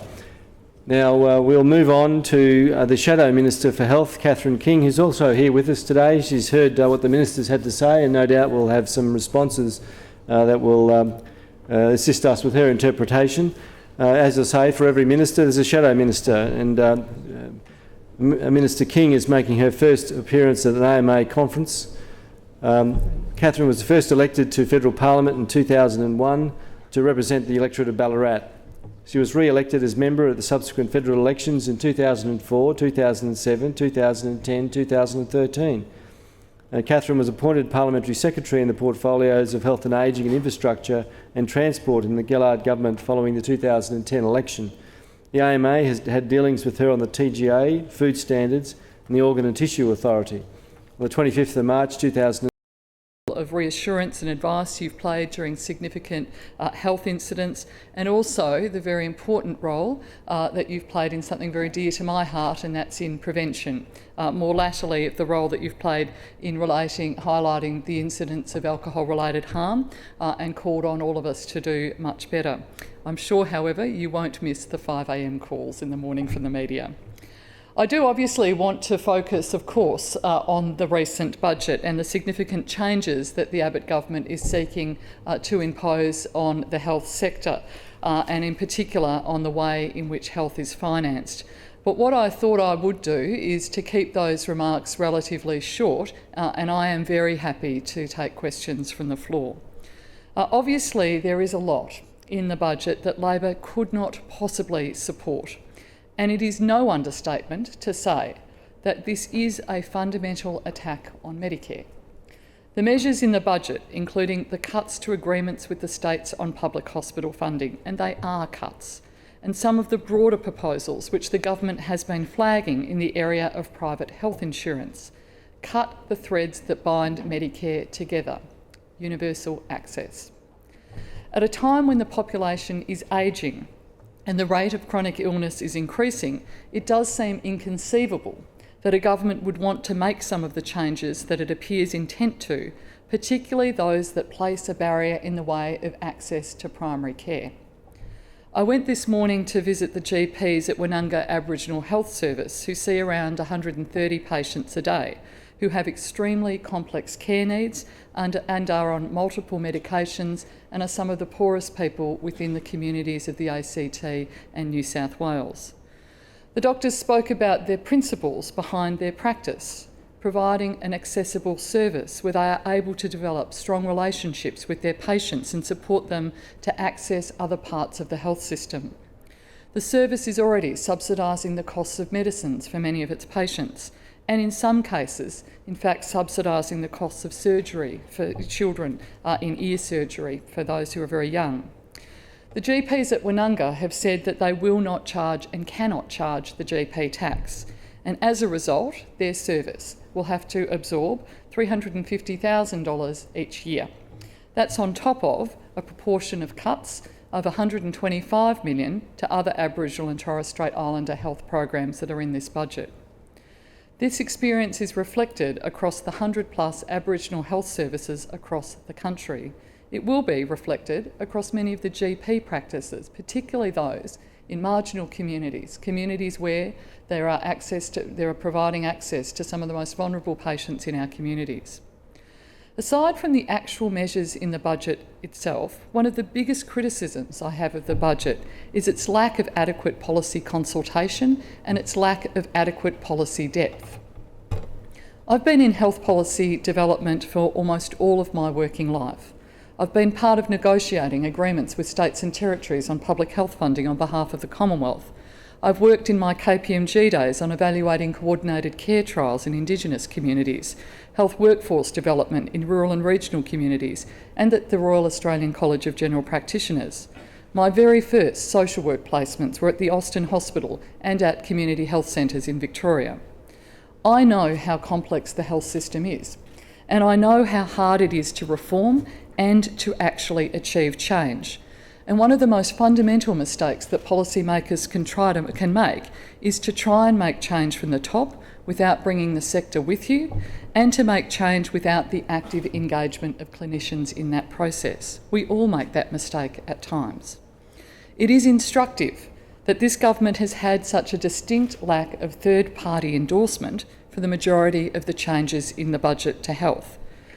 The government's approach to health in this budget seems to be an approach much more focused on running it as a business with cost centres to be managed, rather than at looking at how you achieve reform in the health system, how efficiencies translate into better care and into improved health outcomes.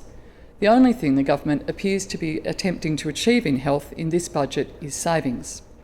And they're savings that the government appears to want to achieve with little care or consideration for their effect. The additional barriers to access primary care are clearly the main focus in the media and in the public domain at the moment. But the savings the government appears determined to achieve at every level of the system, with cuts to preventative health, barriers to accessing primary care through additional out-of-pocket costs, increases to the costs of medicines, freezing MBS rebates for specialist services, and of course cutting billions of dollars out of public hospitals, as well as cuts to public dental. They are not sensible savings. They're not savings that are reinvested back in strengthening Medicare or providing better access to services. In terms of the intention to charge for GP visits, including for those that have been to this point bulk billed, I do find it particularly incongruous and inequitable that the measure actively provides a disincentive for GPs to bulk bill. And of course, it is a solution based on a problem that does not exist.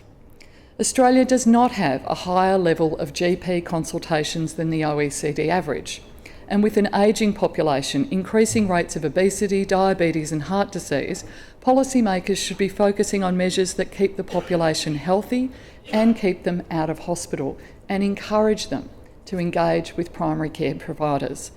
But that is not what the changes the government is proposing in this budget do.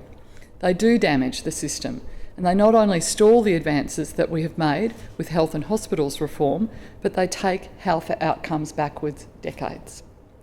Of course, this inevitably leads to the question of what will Labor do? We will not and cannot support the erosion of Medicare in all of the forms the government is trying. whether it be the GP tax, increasing the tax on medicines, or cutting funding to public hospitals.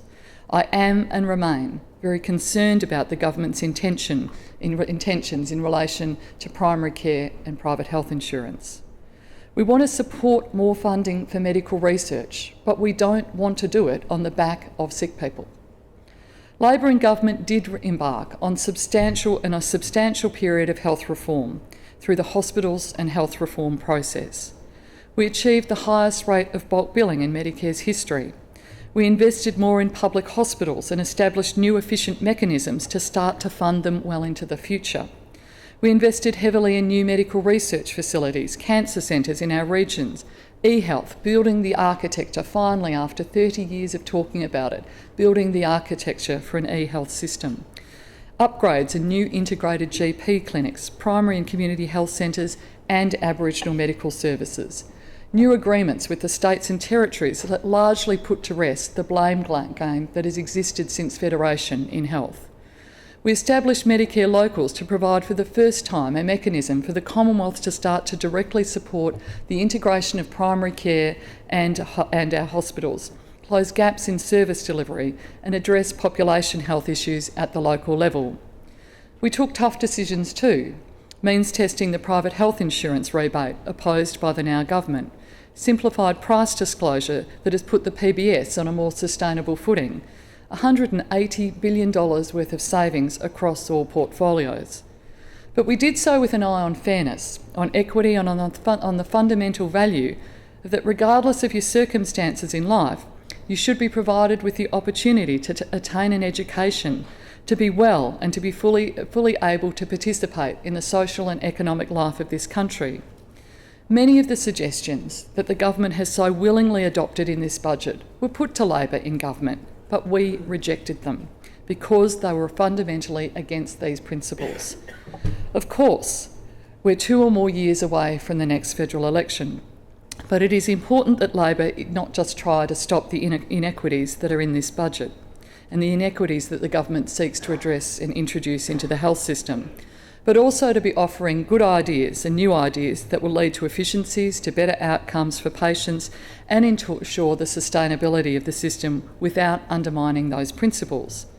Over the past 6 months, I've met with a number of your members from across the profession, as well as with many medical students who are hoping to join you in most states and territories, your state bodies and of course representatives from all other areas of the health sector. I am genuinely very open to and encouraged by the suggestions I've been given, ideas and policies. My experience of the health sector is always that there is no shortage of ideas as how to improve it. I'm quite happy to be contacted personally and directly in my office, can always let you know where I am at any time if you want to come and have a chat to me personally and put your ideas directly to me.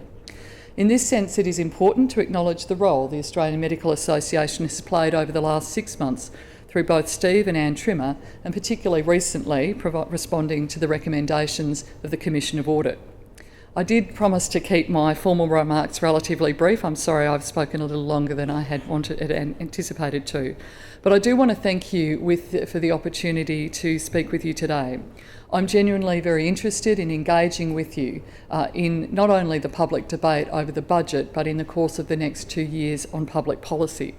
I particularly want to engage with you on better health policy that will be for improving health outcomes and to improve Australia's health system. And I look forward very much to your questions today. Thank you for having me.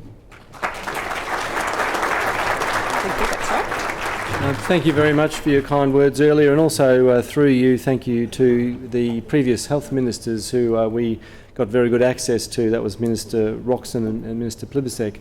And before that, probably Prime Minister Rudd. Look, there may be some questions. There's a microphone that's popped up in the middle there. And thank you for offering to take questions from the floor. And can you introduce yourself? Yep. Hi, Michael Glicksman. I'm a federal councillor here at the AMA. My question to you is, which measures will you oppose in the Senate? Sure. So in the Senate, we will oppose the GP tax. We will oppose the increase, and I will call it a tax, on pharmaceutical benefits. We are looking at there's 2 bills before the Parliament at the moment, which was the abolition of Health Workforce Australia, and I absolutely note the AMA's concern about those and will engage with you more broadly about that. I think one of the problems with that bill in particular is, in fact, the budget has a cut of about $140 million to Health Workforce Australia and reduces what it actually does quite substantially and when it goes back into the Health Department. Obviously also the National Preventative Health Agencies before the Parliament as well. We will be opposing that bill. So those will oppose. Whether we're successful in the Senate will of course be a matter for the Senate. I understand both the Greens and the Palmer United Party won't support the GP tax, but of course you've seen the government in the last few days has started to talk about horse trading over these matters, and I think it'll be very important, certainly from our point of view, that those issues are defended fairly vigorously. Thank you very much. Thank you, Minister. Michael Gannon, Federal Councillor from Western Australia. 7 years ago, your government was elected with a promise to fix hospitals, with the nation having $45 billion in the bank. Now the nation's $350 billion in debt. We've heard what you may or may not do in the Senate. More importantly, what would you do in government to offer any sort of sustainability to spending across all portfolios? Yep. So we haven't heard anything about how you might propose to pay for anything rather than pay off debt. Thanks for that somewhat political question, but that's all right. As I said at the end of the speech, in government we did find savings. You know, it is an absolute myth to say that we didn't do that. It was not easy to get the means testing of private health insurance through the Senate. In fact, I think it took 6 times to actually do that. That has provided substantial savings in health.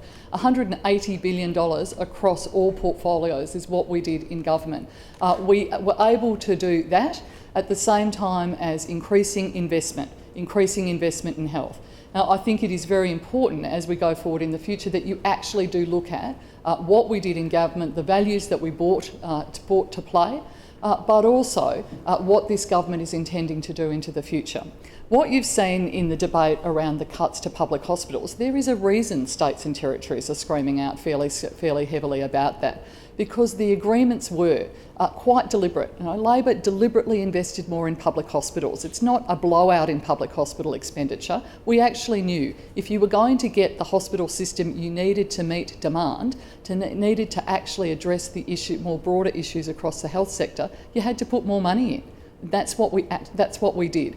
That money, there in the forward estimates, is already being cut. 39 days' time, there are cuts being taken out of those agreements. That is not what this government promised before the last election. Brian Morton, I'm Chair of the Council of General Practice. We've spoken. Would you support a small co-payment if vulnerable patients were better protected?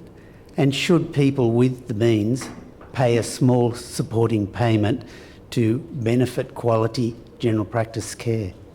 Thanks, Brian. No, we won't actually negotiate on the GP co-payment at all, and the reason being is it's actually about what it does to the fundamental architecture of Medicare, as well as its imposition on the most vulnerable patients in our communities. We also have people who are on very low incomes who will never be eligible for a healthcare card. And how is a doctor's surgery? How are you going to make the distinction between what those patients can and can't pay? It fundamentally changes the relationship you have with your patients. In terms of Medicare, I am very uncomfortable. There's a lot of language going around from the government that it's a safety net system. That is never what it was designed to be. We saw the Commission of Audit, and I recommend that people actually read some of the detail in the Commission of Audit. I think its recommendation, it's either 17 or 18, says that the Abbott government should undertake another year-long review of health and hospitals reform. And in the detail of that recommendation, it clearly says an option should be to look at basically having a system where there are people who are not in the Medicare system at all, and funded through private health, and there is a residual system, and it describes the residual system, a 2-tiered health system, an American health system in this country. So we are very concerned about when you start to tinker with the fundamental architecture of Medicare, which is a universal insurance scheme that everybody pays through their Medicare levy surcharge, or if you want to choose services in addition to that, you go into private health insurance. We're very concerned that the GP tax, in fact, actually fundamentally alters that architecture. Thank you, and we'll take one final question. Oh, you can ask because Brian asked mine. That's right. Yeah. Actually, I've been 44. I must sort of introduce myself. I'm a AMA member of 44 years, and I've seen all the presidents in front of me, and I did actually do something many years ago, which was in a way of what you call a GP tax. Mm-hmm. And I've come here just to hear, because I could have gone to the College of GPs at the moment at the same time, and what I can see here is that I've been always supportive of AMA, but I've been a GP. So it applies to me, that tax that you're going to knock back or accept in the federal government at the Senate level. What I wanted to explain is that I have a general practice and I discount all my patients who I think that I would like to bulk bill or not, whether they're 3 services or 4 services. So, but there is a fundamental problem, is that medical centres everywhere say a sign, we bulk bill. Now when they bulk bill, they actually, price fix. Mm-hmm. And I find there is a very good approach here in this, that the pathologist, the radiologist and the GP who go to these centres. But one fundamental thing happened through the Labor government was the super clinics, and they bulk bill, and you spread them all over Australia. So you actually put in price fixing against me. Now, I'd like your legislation checked before you vote for this. What was the actual principle when the Medicare was set up? Because under that you can't have a gap and accept the payment, and that's been watered down by various governments. So basically speaking, I will still bulk bill the people if this tax is passed, but I'll be discounting it, not saying it bulk bill. And when you say it's very hard to police it, it's very simple, because there is the old Medicare card, and you just put inside it a little slip. That's called Visa card. And I slip my Visa card, and that's called flybys in the terms of what the policy. But I feel the same problem at the moment is that both of your governments should have told this to me before we went voting, and we're now having a debate after. And the president of the present era, 3 years, signed a COAG. Now, the next president is going to pick up something that is actually very vital to the GPs, not to the specialists, because the prices were fixed for the specialists in the budget. So basically, now we have 75% of doctors. By ticking a box, you're now creating a GP versus an AMA. Thanks. Thanks.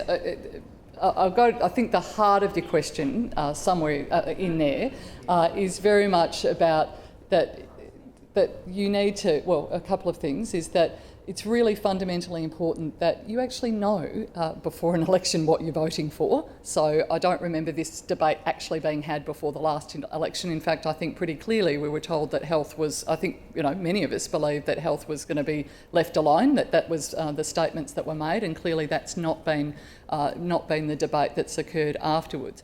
Medicare, when it was established, I remember when the legislation was introduced into the Parliament, and Bob Hawke talked about, some 2 million Australians would be facing bankruptcy because of their medical costs if we didn't have a universal insurance scheme. It was a big fight. I remember we had a big fight with the AMA over it. It was a huge fundamental debate.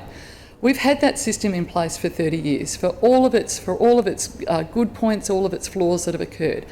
I think that architecture has served us very, very well. I think that there are always discussions to be had around how health financing works, about how you actually get the health outcomes that you want. I think things that have happened in the space, for example, in diabetes, the bundling up of MBS items and what that's actually meant in terms of the provision of services there is actually been a good discussion to have. But that's been a discussion we've had with the AMA, and we've actually had with the college, to make sure that we in fact actually are not not imposing something on you that will have perverse outcomes. And I think sort of at the heart of the question is that we need to continue those conversations with you before we actually implement things that have a significant impact on the way in which you practice. Well, thank you very much for the Shadow Minister for Health, Catherine King. Two very strong and two very different points of view, and thank you very much from the... Lovely to see you.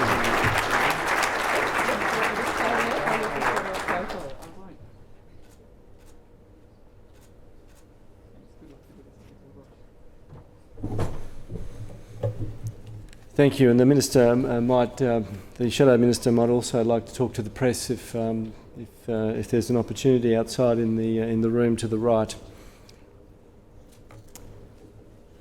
Thank you very much, ladies and gentlemen, and we are now moving on to one of the enjoyable parts of the conference. There wouldn't be an AMA National Conference without awards. And we've got a couple of important ones to present now. The first one is the MJA Medical Directory Australia National Prize for Excellence in Medical Research. And we now have the pleasure of awarding that. This is an award and a cash prize of $10,000 for the best research paper published in the Medical Journal of Australia in the previous calendar year.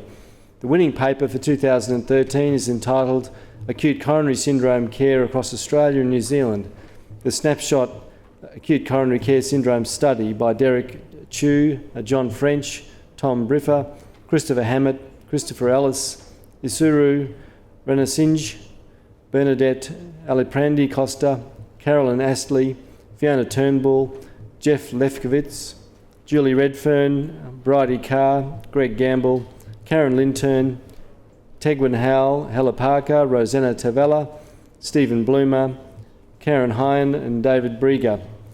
Hopefully all those authors are happy that I read out their names, but although there's well-established guidelines for the management of patients with acute coronary syndrome, it is known that their implementation is not complete.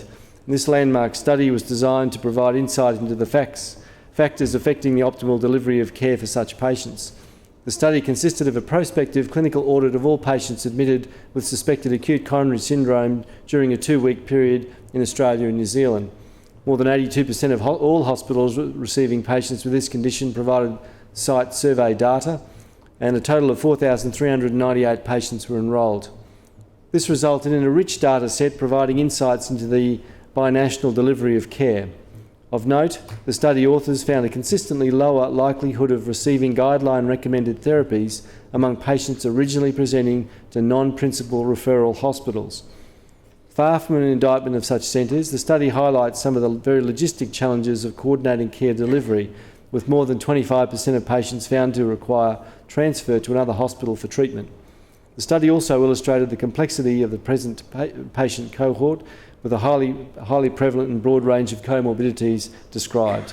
Although the study finding confirms there's an imperfect translation from evidence-based guidelines to actual care delivery, the MJA's Content Review Committee recognised the importance and the value of these data in enabling decision makers across all levels to identify barriers and to improve the quality of acute coronary syndrome care.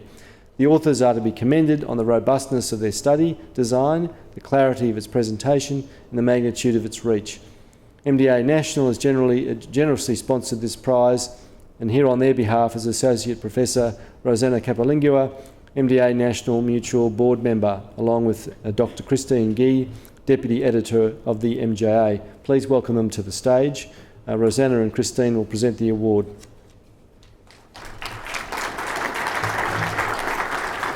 And I call on Derek Chu to come forward and accept the award on behalf of the research group and say a few words. Come on up.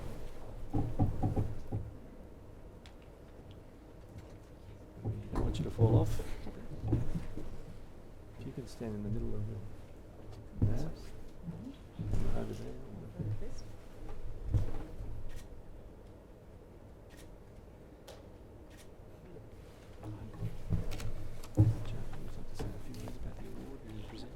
Thank you.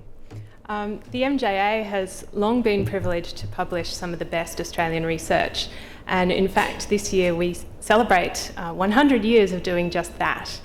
On the 4th of July, in honour of our centenary, we'll be holding a symposium. This will be held at Sydney University and will be chaired by Professor Richard Smith, the former editor of the British Medical Journal. There are details on our centenary celebrations in your conference satchel, and we do extend a warm invitation to you all. Now, just briefly, to give you an idea of the calibre of this year's winners, the MJA currently receives about 8 times as many research papers than we can possibly publish. Of those that do make it through to publication, the editorial committee selects a number of the strongest papers, and these are then evaluated on the basis of their originality, scientific content, presentation and value of the findings in order to come up with an ultimate winner each year. What particularly struck us about this year's winners was the real extent of the collaboration which they achieved between very far-reaching organisations such as the Heart Foundation, the George Institute, and some 500 individual hospitals. So we feel that this was a very impressive result, and it speaks to not only the tenacity of the researchers, but also to the importance of this topic. So we thank MDA National for their generous support of this prize, and it gives me great pleasure to present the award on behalf of the MJA.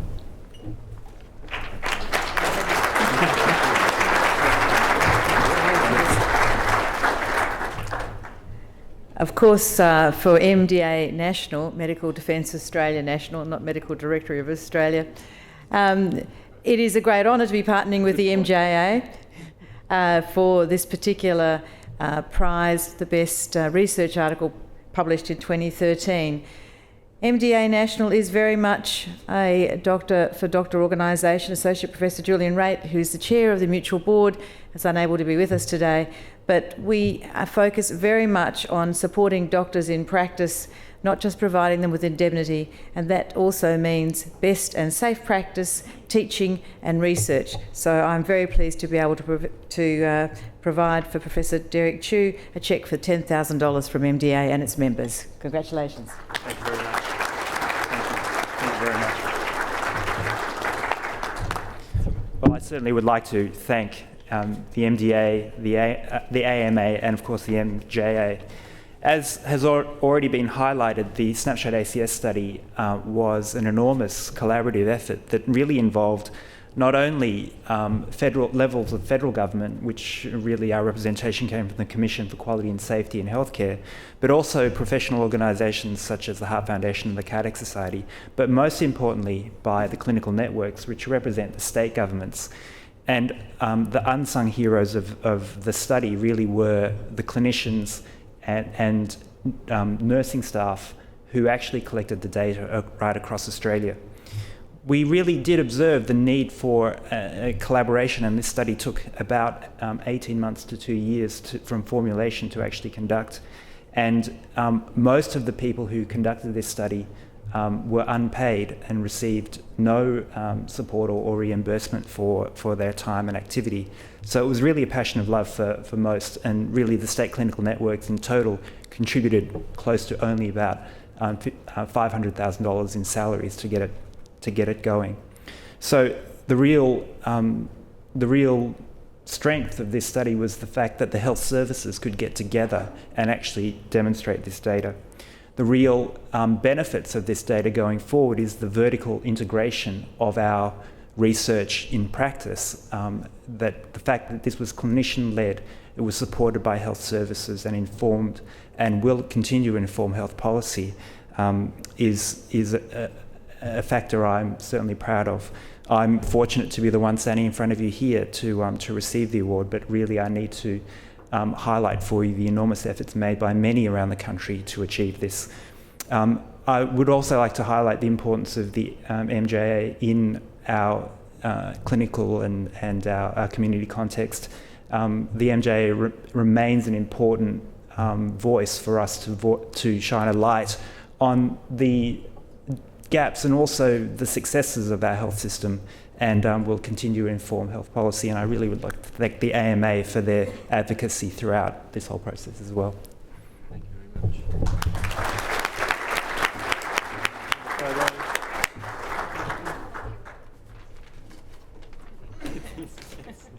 Don't fall off.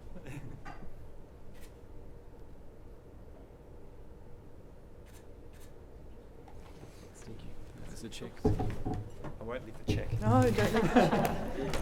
There was a cheque left on the table. Look, I'd like to thank Professor Chu for those words and for reminding us about the role of the MJA, which has published this translational research. Thank you to the MJA, and of course thank you to MDA National. Thank you to Rosanna for her gracious correction of me. It's MDA National Insurance that's putting up the money, so thank you very much. Thank you. Look, the next award, there's only one more between now and your lunch, and I think that's you're looking forward to a short break. Our next award, and the last for this morning, is one of my favourites. As chair of the AMA Indigenous Health Task Force, I take a very strong interest in AMA Indigenous Peoples Medical Scholarship. I was on the selection committee as well this year. It was established in 1994. The scholarship aims to help increase the number of Indigenous doctors in Australia. It's valued at $9,000 for each year of study. The scholarship provides support and encouragement for Indigenous students studying medicine. It was a particularly difficult year this year. In fact, the last 2 years have been very difficult to choose a winner from such worthy applicants. And sadly, there's only one winner each year. The winner, of course, in the 2014 AMA Indigenous Peoples Medical Scholarship is Wayne Arsam. Wayne is a proud Kalkadoon and Gungajee man whose communities are at the Mount Isa, Cloncurry and Yarrabad regions. Wayne's a father of 4 whose path to studying medicine goes back 20 years. When he started out as an Aboriginal health worker in the Northern Territory, he knows the state of Indigenous health in this country through personal experience. He's worked in 8 different remote communities in the Territory and the Tiwi Islands. He knows poor health and inequality firsthand. Wayne now wants to make a difference as a doctor. His long journey now has him in second year of a Bachelor of Medicine degree at Newcastle University. Wayne sees himself returning to country and going to where he's needed the most, somewhere in an Indigenous remote community back home. I think Wayne will make a great doctor and a great advocate. Please congratulate Wayne Arsam.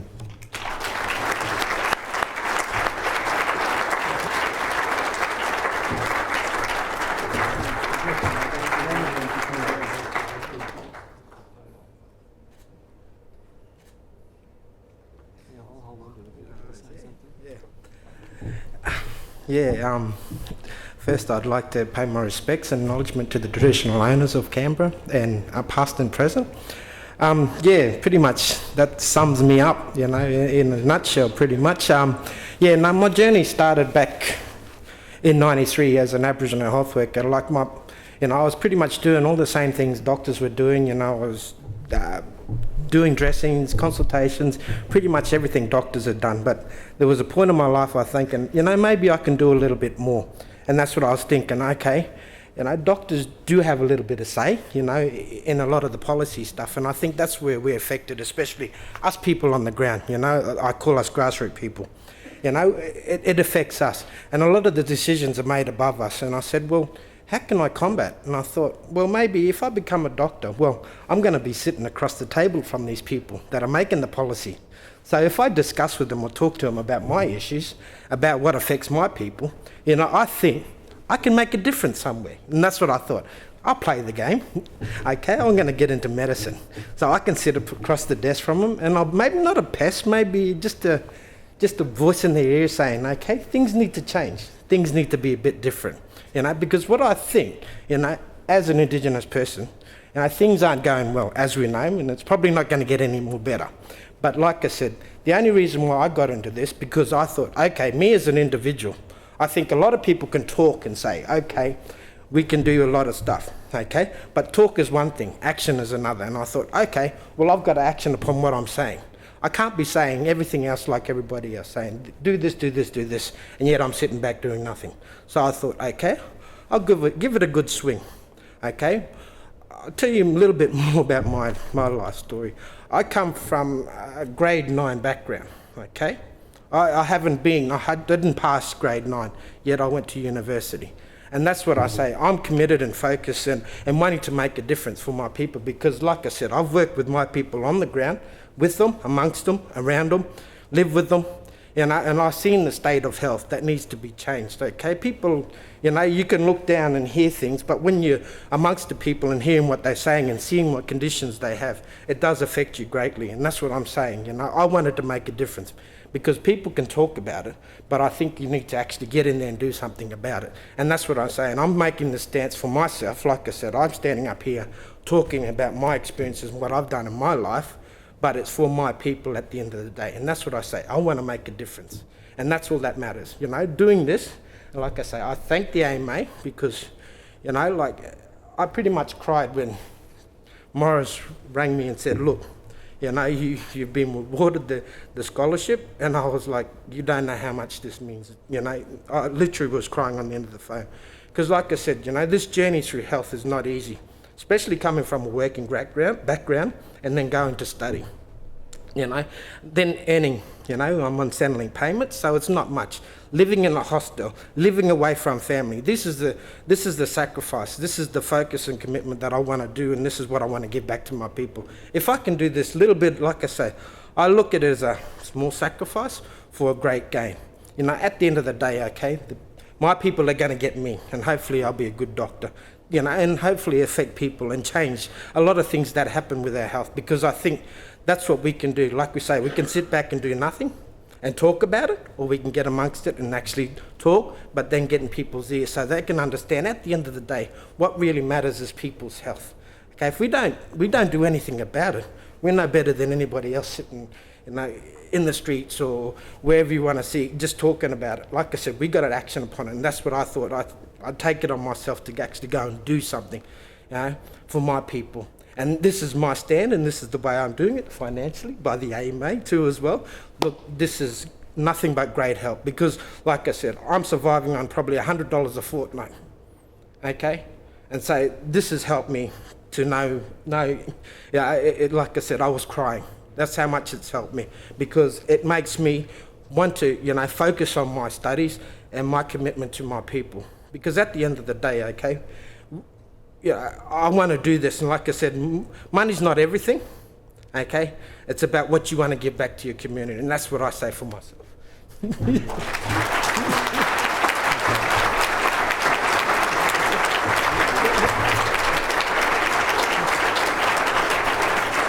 Thank you. Wayne, you're going to make a great doctor. You're just an inspiration, and hopefully that award can help you get through your medical studies. And welcome to the profession.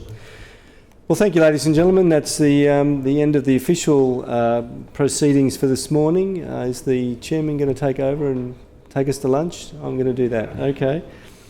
I think it's now time for a lunch break. We will reconvene at the bell, which will be at 1:30. All right, so we've got just over an hour for lunch, and there'll be a bell to welcome you back in. Thank you, ladies and gentlemen.